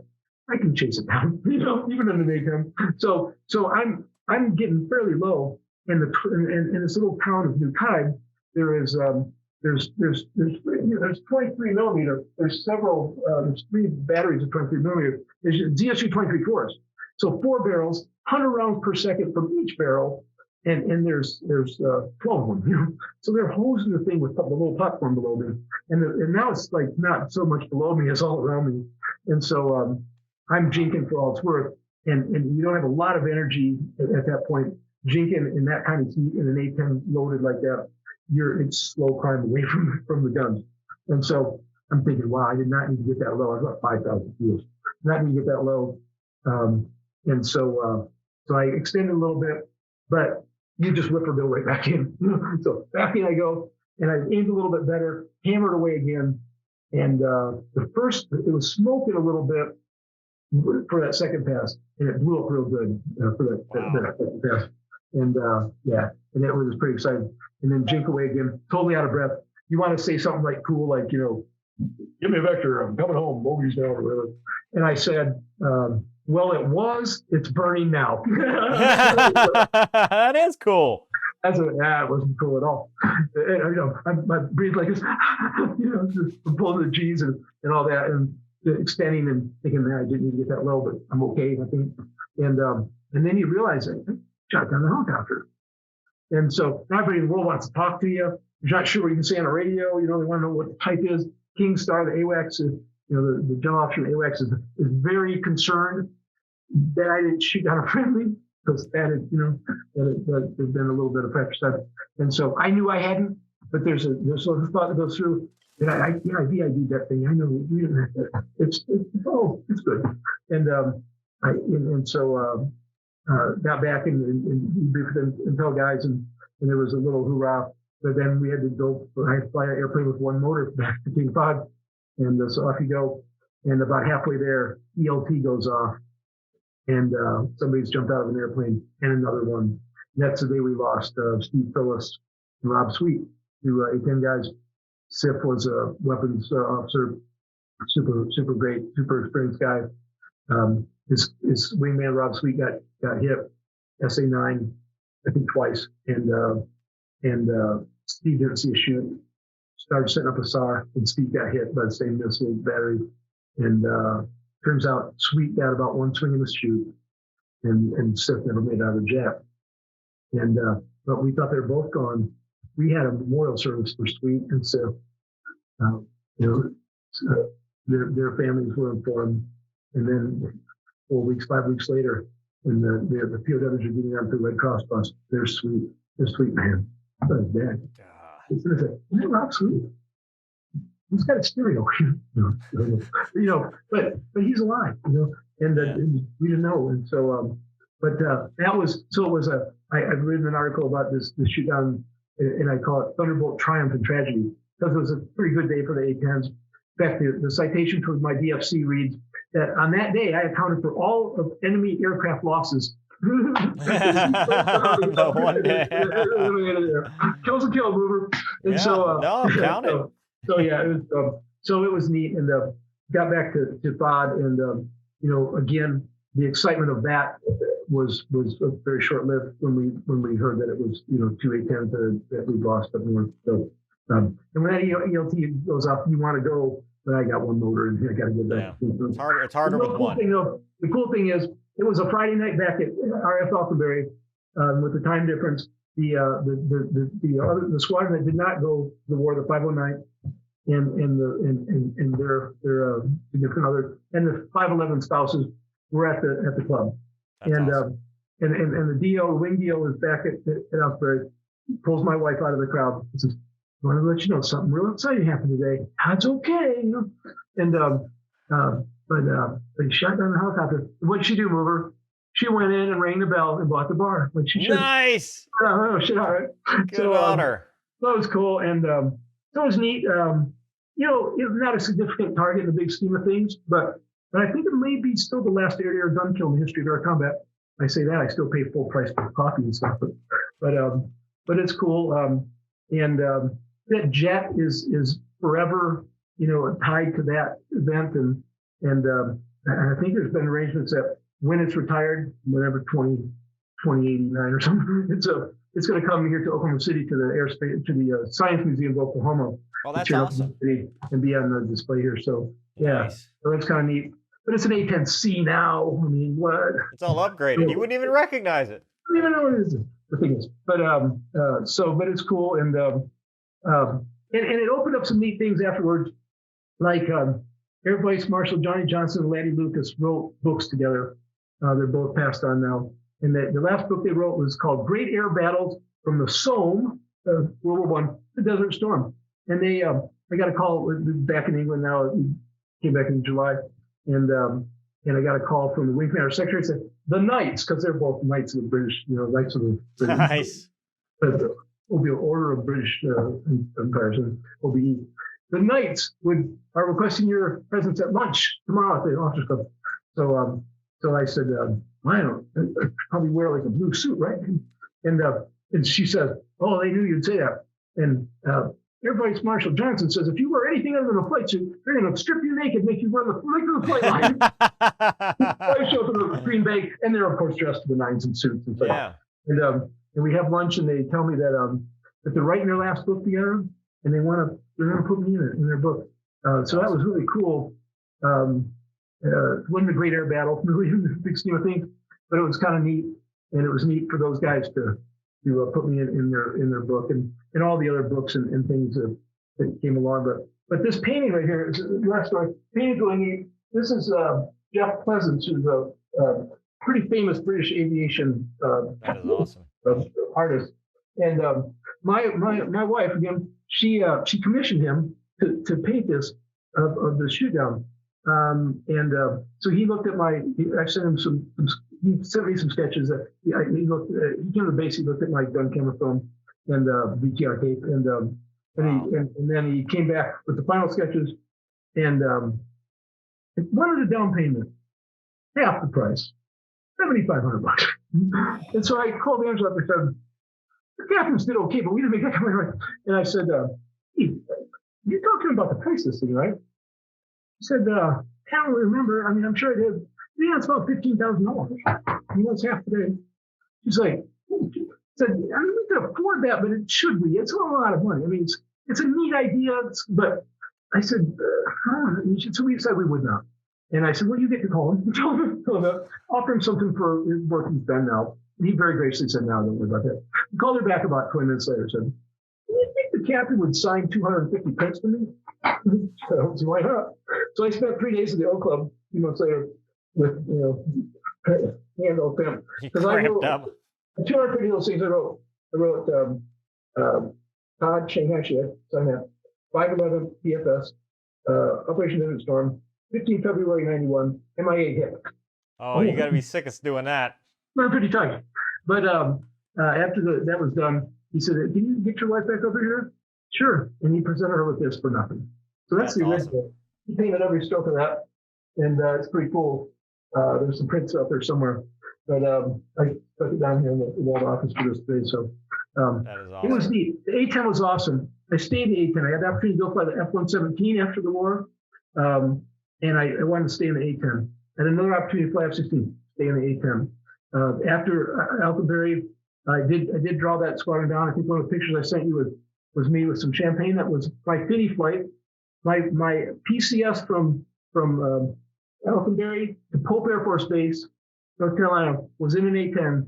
I flew from Alphaberry to the Azores to Myrtle Beach to the Boneyard, and that Finney flight was me in Champaign and that airplane going into the Boneyard.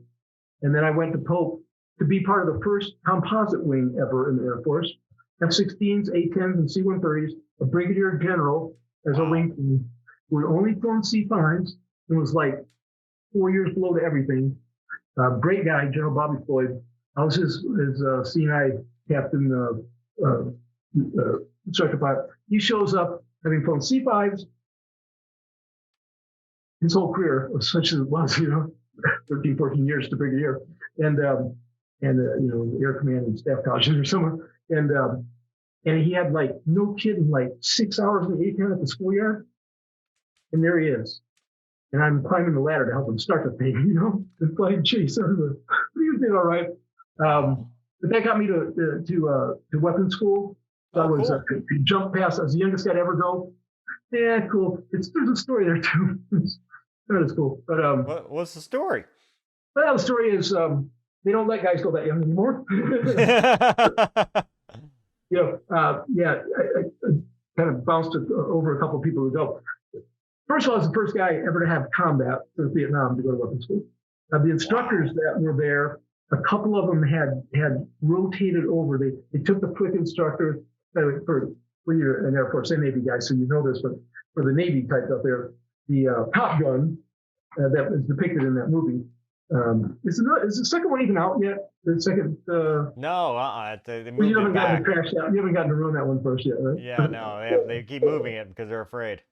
Yeah. They're waiting. Well, anyway, that Top Gun school, most of their fleet instructor pilots, I think, go to that, right? It's 6 weeks long. It's a great course, super cool. Made a big difference in Vietnam, obviously. But the Air Force's Top Gun, the Fighter Weapons Instructor course, is 6 months long. Yeah. And most instructor pilots do not go to that. And so it's a big deal. And normally there's a big spin-up program. Like the guy that's been there before gives you all the gouge, and you do a lot of the type of sorties and missions that you're going to do out at weapons school. And so I'm the youngest guy ever, fresh out of combat for the most part, the first guy to have combat, except a couple of instructors have rotated over for a few combat missions. So Shanghai's got a pretty big target on me. And I'm the A-10 guy. I'm the guy, the first ever dual qualified instructor pilot in A-10s and A-10s. Wow. So my A-10 stuff served me well, not only to sort of accelerate my career at F-16, then to Alcaberry, but then to combat, just the things that happen that you can't really predict or control, but you can influence maybe by just putting your notes down and working hard, doing your best, and it will work out. And so there I'm at weapons school, but I had no spin up, and I hadn't done a lot of these tactics that the A-10 guys had done back in the day in Europe, and so a little disadvantage there. But worked really hard. We're just outside of Las Vegas, Dallas, right? For 6 months. I remember going downtown one night in that whole time. We just studied. We had debriefs that would start on a Friday after the morning go, and then you'd adjourn to go to the club. And then on Saturday, you'd come back and debrief some more, and maybe Sunday a little bit, just for one flight. It's just brutal. But my squadron came out for red flag. Towards the course was about 3/4 over. I'd already sewn up the academic award, and it was looking good to maybe for a shot at the Robbie Reisner Trophy, which the top guy. And our weapons officer from the 511th that was coming with us, John Carter, was a Reisner Trophy winner, and really my mentor and kind of hero. So I got big shoes to fill. I'm doing well, working super hard, and very, very difficult. My squadron comes out, boss takes me to dinner and tells me that when I finish, I'm going to squadron officer school in residence, and then I'm going to be general's aide, and then I'm going to be doing a tour at the Pentagon and a plum assignment. I'll be major below the zone, probably 2 years. Come back, go to squadron officer school in residence, be the general's aide for probably 18 months, and then off you go. And I punched out. Not abruptly, but I just I actually SIE'd from weapons school. And it's the only way I could do it. I just said, and here's the thing. Nobody ever went to weapons school that young before. So everybody was on their second commitment. I had 6 years after pilot training. I think it's maybe 8 or maybe 10 now. 10 now, yeah. So I had not finished my 6 years after pilot training. Yeah. Wow. So I was close. It was just a few months off. But there I am, about, really literally like 5-6 weeks from graduating from weapons school. And I didn't want that career, frankly. I mean, I had done all the great flying I was going to do. And it's not just about flying. The Air Force is about a lot of other things.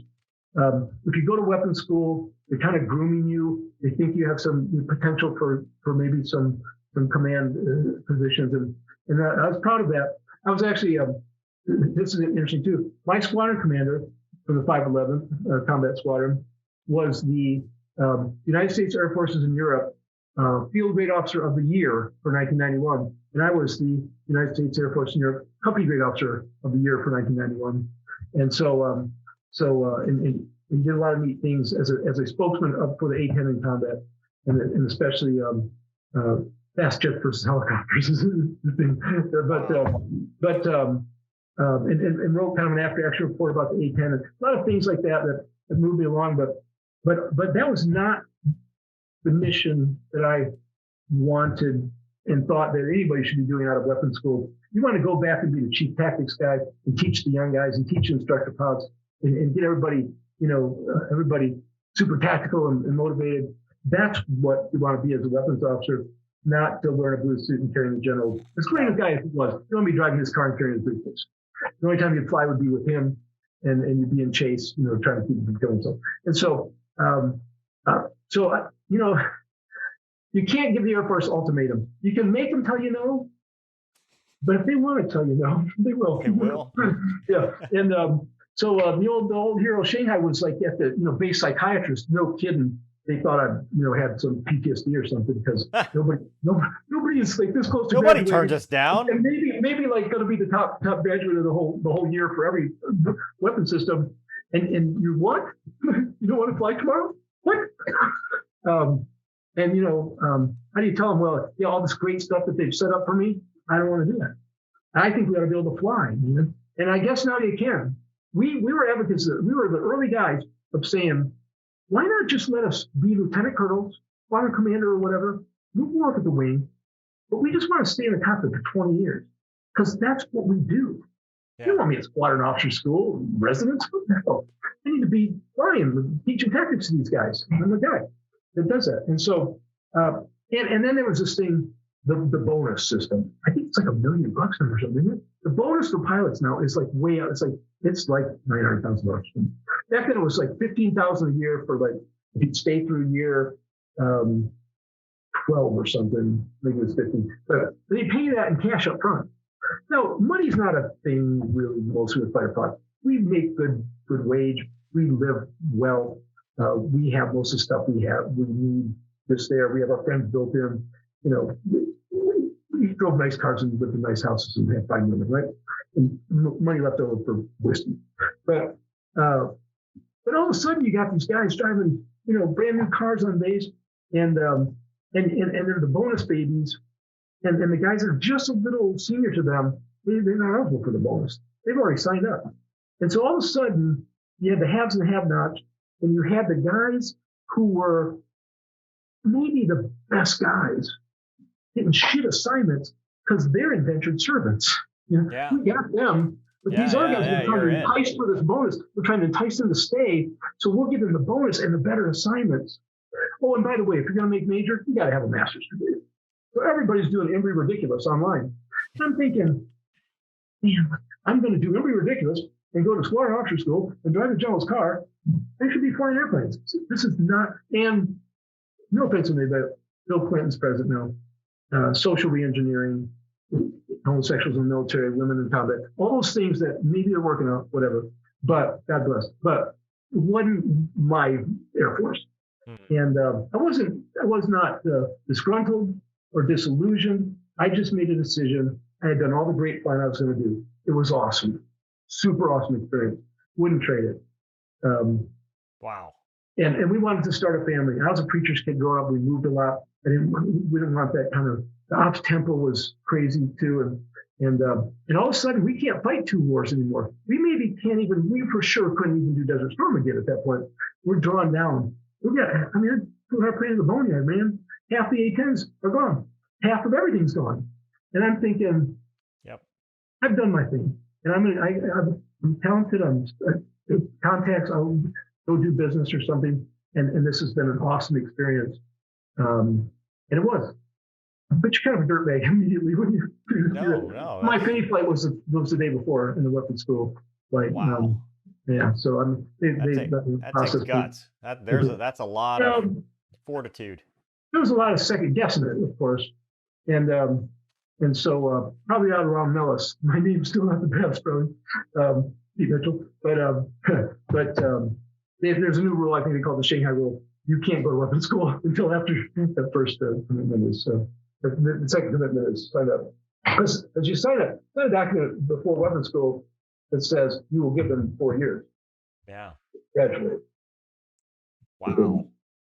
So what'd you do after? What's that? Afterwards, came back to Oklahoma City because my parents were here. We moved here when I was a senior in high school. My dad took a church here and I went to college here. And so moved back here. Her parents are from here. And we had a lot of contacts. A college professor of mine that taught real estate and economics had a real estate brokerage.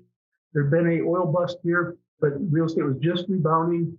And he was rebuilding his brokerage. And he recruited me to learn the residential real estate business and run that for him. But after 2 years, I got a broker's license of my own. I opened my own brokerage, specialized in new homes for 15 years, got an MBA, a real one, not every ridiculous, a real MBA.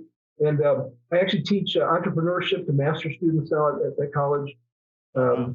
And I was president of the Chamber of Commerce in Northwest Oklahoma City for a couple of years. Grew it by about threefold, and Wow. the governor declared a day in my honor and such. And so I did a lot in business, and ended up VP of Sales and Marketing for the largest private home builder in California.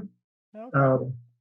Being the only person in Oklahoma ever to get all the sales and marketing designations in the National Association of Home Builders. I did that. Ran for the legislature once as well. Oh, really? The 16-year incumbent by 184 votes was a great experience. But Yeah. Wow. And but we had two children as well, and then I went to California. We moved to California and did that big job with this huge builder. About 18 months before the real estate mortgage market crashed. And so when it crashed, this was a 50-year-old family company, built 900 homes a year, and in the next 9 months, it was just gone. And so I wanted to go see what a big builder was like. I had a company here that did sales marketing for in Oklahoma City. We didn't have big national builders, so I had 7 builders who were my clients, president of the Home Builders Association, et cetera. They all built about 20 homes a year, and we did all their sales and marketing, model homes and sales centers and such. Wow. It was like herding cats with all these different builders and so I wanted to see what it was like to work for a big builder with one team and one mission and one product, and I did, and it was awesome. It was kind of like combat. It was all encompassing. That's all I wanted.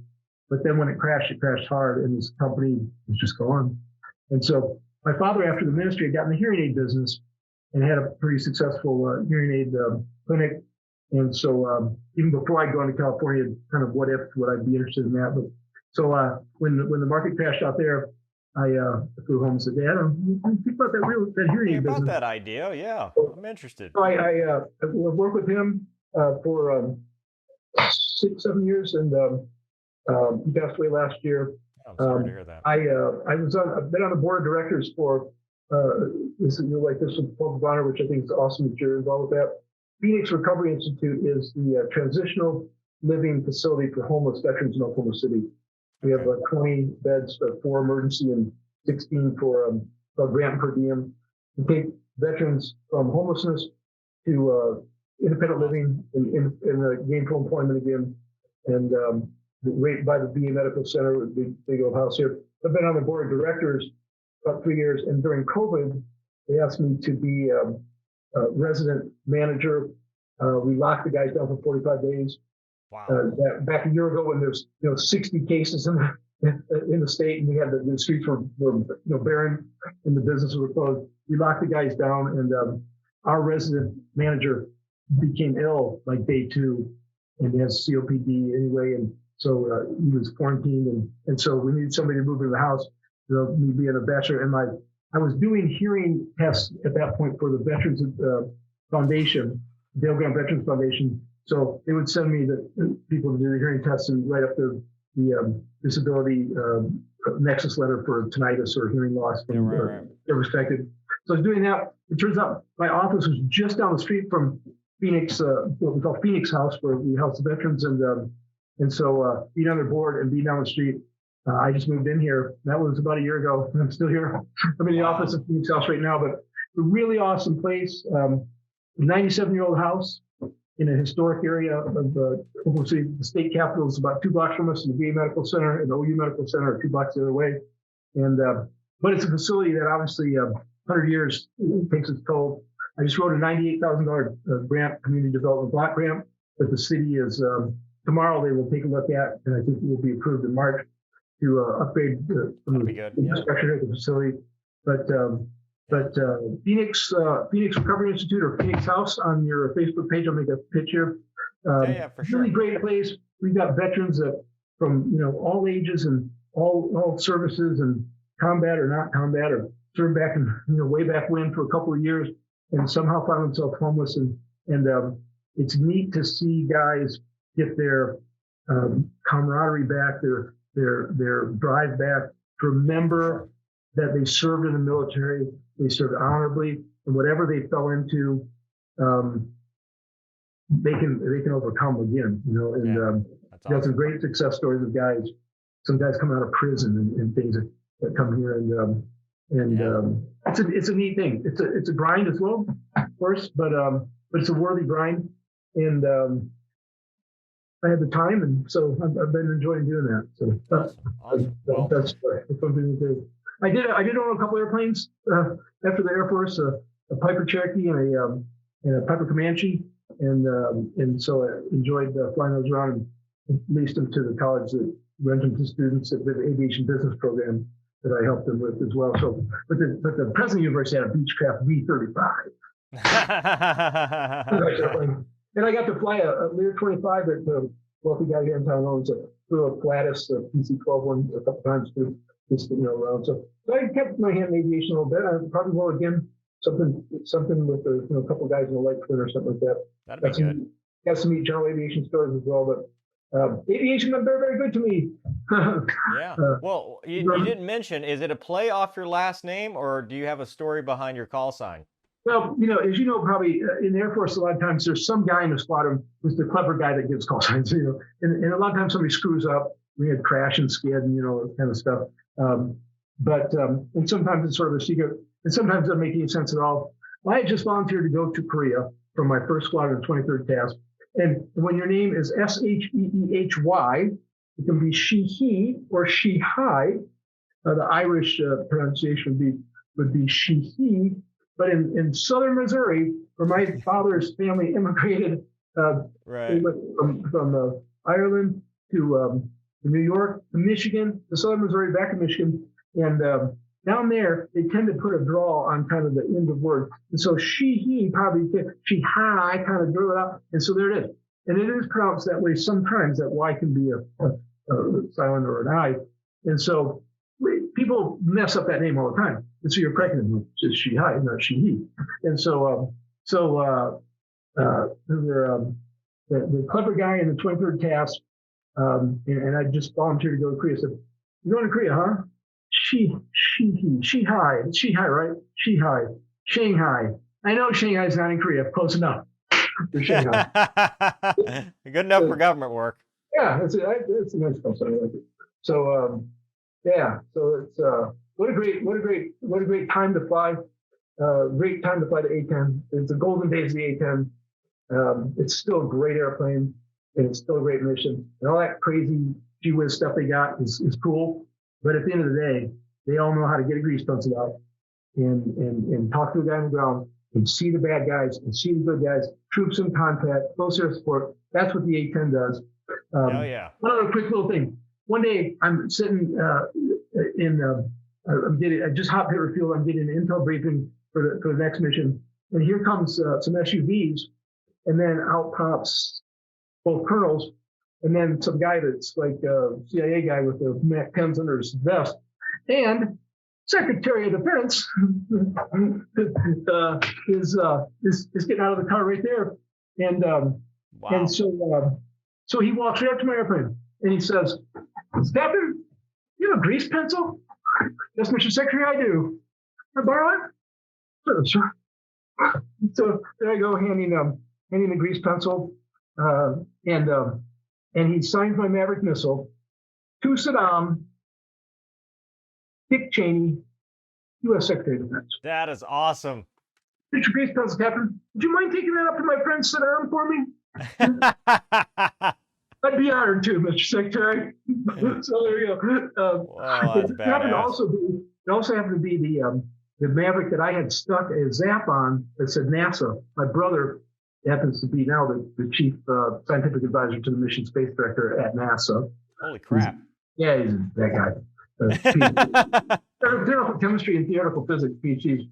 And so he's the top. So I think they call him chief engineer now, but he's the top science guru at NASA. And wow. So he was working at the Ames Research Center there at that time, and he sent me some zaps. And so I put one on a Maverick to fly NASA. And that's the one that Secretary Cheney signed. And it became a poster, apparently, as I took a picture of it, sent it to my brother. It became a poster that was like in every cubicle in NASA for like that. That is awesome. That was pretty cool when the Secretary of Defense comes up and tries to do this. Yeah. Yeah. It was an A-10 war, man. We crushed. That is awesome. A-10s flew 42 days, 144 A-10s, over 8,500 missions. Damn. And it counted, the BDA indicates we counted for about a third of all of the enemy equipment lost, tanks, other personal carriers, that kind of thing. And in 42 days, air power, the ground guys did great. They had some tank battles with the Republican guys too. Wasn't all walk in the park and round up prisoners. But 42 days, air power decimated the fourth largest army in the world, dug in with tons of high-speed stuff. That's badass. And took apart their command and control. No comm, no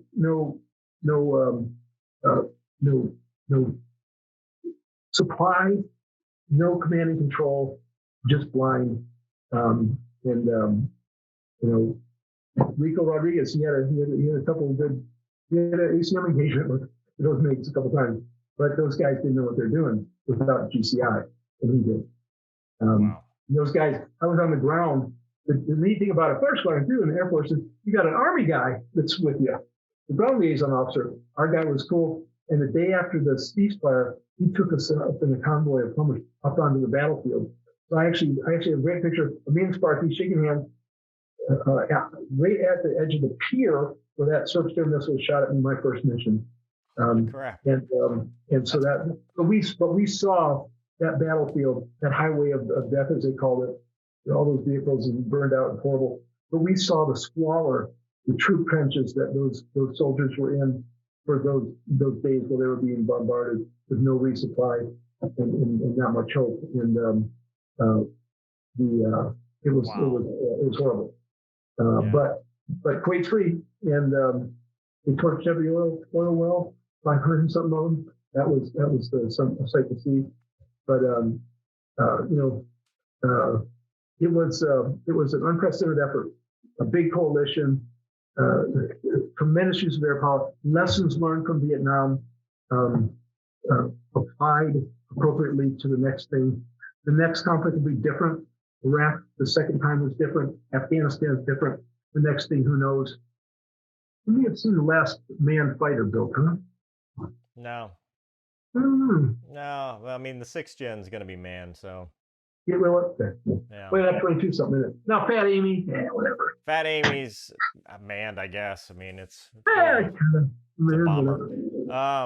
So Right. what advice, I know we're wrapping up, but what advice would you have for somebody wanting to be a fighter pilot these days, just based off of your life and your experience? Yeah, I got an opportunity a lot of times to talk to schools and stuff, kids at school and things, and talk about the A-10. And I actually had this was back in the day of I had a slide projector. Slides in it, next slide. Slide. Yep, and you get that question, I want to be a fighter pilot. What I would say is, study science and study math and study hard. Be physically fit. Be a good citizen. Do all those things. Apply for stuff that you're interested in, and let the chips fall where they may. I believe things will be what they're going to be, and you can't change the outcome of your life, but you can change how you react to things that happen in your life. And you can just do your very best, and the opportunities that are meant for you will be there. I just don't think you can realistically say, I want to be a fighter pilot, and go be a fighter pilot. Can you point yourself in that direction? Can you do what you did and just be doggedly, just affirmative that you're not going to take no? Of course. And that's your advice there is awesome. Make them tell you no. Ask for the waivers. Leave no stone unturned, but realize that it's a crazy lofty goal, and you really don't even know when you're 15, 16, whatever, what qualifications will be necessary. I happen to be just the right, height and color, no color blindness, and the right eyesight and the right dexterity and the right attitude and the right temperament and the right grades and the right community service to get into that matrix and be deemed, worthy to be a candidate. But then you go be a candidate at a commissioning source, whether it's ROTC, in your experience, where they said, that won't be a pilot. Well, look at you. You're like the king. You're an awesome pilot in two different services, in two different airplanes. You're like the Renaissance man. They didn't think you would make it, right? I mean, you really are. I don't know how you find the time. I think you're an alien. Crazy. But, I'm an alien. We already determined I'm a princess. I can't be a princess and an alien. I mean, come on. Princess Alien. So your next book right there. Yeah, the Princess Alien. The Princess Copyright 2021, Shanghai. I get a little bit of something like that, little big on it. So, but but look at you, and so it's. I just think the advice is just do everything to the best of your ability. Have that goal. You got to have goals, but have some other goals too, because it just really is a thing that I don't want to discourage anybody by any means. No, have a backup plan. To say this is what I'm going to do. Plan. You're going to have those people very disappointed. And then people say, well, I want to go fly a fighter. Yeah, in the fighter community, we have the fighter pilots and the operator pilots, right? But I saw a thing on YouTube just the other night. C-17 doing a max descent, tactical descent, 20,000 to 5,000 feet in a minute, 35 degrees with the thrust reversers out. That's pretty cool stuff. Yeah. It's not an A-10, but it's cool. And too many people in there, but it's cool. And so anything you're flying is awesome, and you never know what the next thing will lead to. And again, the spear is very sharp, and that point is very small, and that point is the fighter pilots. We brag about it, sure, but all the other stuff that's required to support that effort is phenomenal and very important. In Desert Storm, the in-service rates of the airplane, the mission capable rates of the A-10 were better in combat than in any surge we ever had, in any ORI ever. The loss rate, Mover, who would have ever, you would be going to see the psychiatrist as a crazy guy if you said we were going to have a war with the fourth largest army in the world in a dug-in, desert environment, and we're going to send 500,000 troops over there. We're going to have, airplanes and fly gazillions of sorties, and we're going to lose 0.00005 of, 8,500 missions. We lost 6 A-10s. We lost 2 guys. It's horrible. But in Vietnam, every loss rates there. Any conflict ever, that those loss rates were so small, and it wasn't that they were pansies. They fought hard. We're just that much better. Yeah. Our stuff's better, our training, our tactics, our pilots, but all of the support stuff too. I don't go up there and drop bombs if they don't get loaded. So we had CBUs that hadn't been serviced since like Vietnam. They actually had to cut all the primer cords out and redo them so that the canisters would open. That kind of stuff. But just the effort to get that stuff there, to get the troops there, to refuel us in thunderstorms, stuff like that. It's just mind-boggling. Wow. Yeah, the pilots get to be interviewed on your thing, but all the other stuff that happens is so important, mission critical. And I know in my squadron and at King Fahd International Airport, everybody felt like they were contributing to that tremendous victory, and they were. We couldn't have done it without that. And I think the loss rate being low, the thing being fairly short, the ground war being relatively quick, 100 hours, was a tribute to all of that happening. Yeah. And Air Force was awesome then. It's awesome now. I don't know what Space Forces or whatever. But I like their thing. Defenders of Space. Guardians. I think Guardians. They're the Guardians. Guardians of Space. Well, Shanghai, it has been an absolute honor to hear your story. Thank you so much for coming on the channel. I appreciate it. Great to talk to you. It has been amazing. Thanks so much. Any parting shots for the audience, kids at home? They're still watching. Pretty good crowd tonight. So hashtag attack. Hashtag attack. We're attack pilots. A-10 guys, attack pilots. There you go. There you go. Well, awesome. Thanks so much for being on the channel. I'll put the links in the description if you'll send me to your foundation and everything for your charity. Send me that. We'll make sure we get those links out, and we'll support that. But thank you so much. The donation is yours tomorrow. Folds of Honor is a cool thing. Yes, absolutely. Support Folds of Honor too. Thanks, Shanghai. We appreciate you having on the channel. And thank you, everyone. Have a good night. We'll see you on the next one. Take care.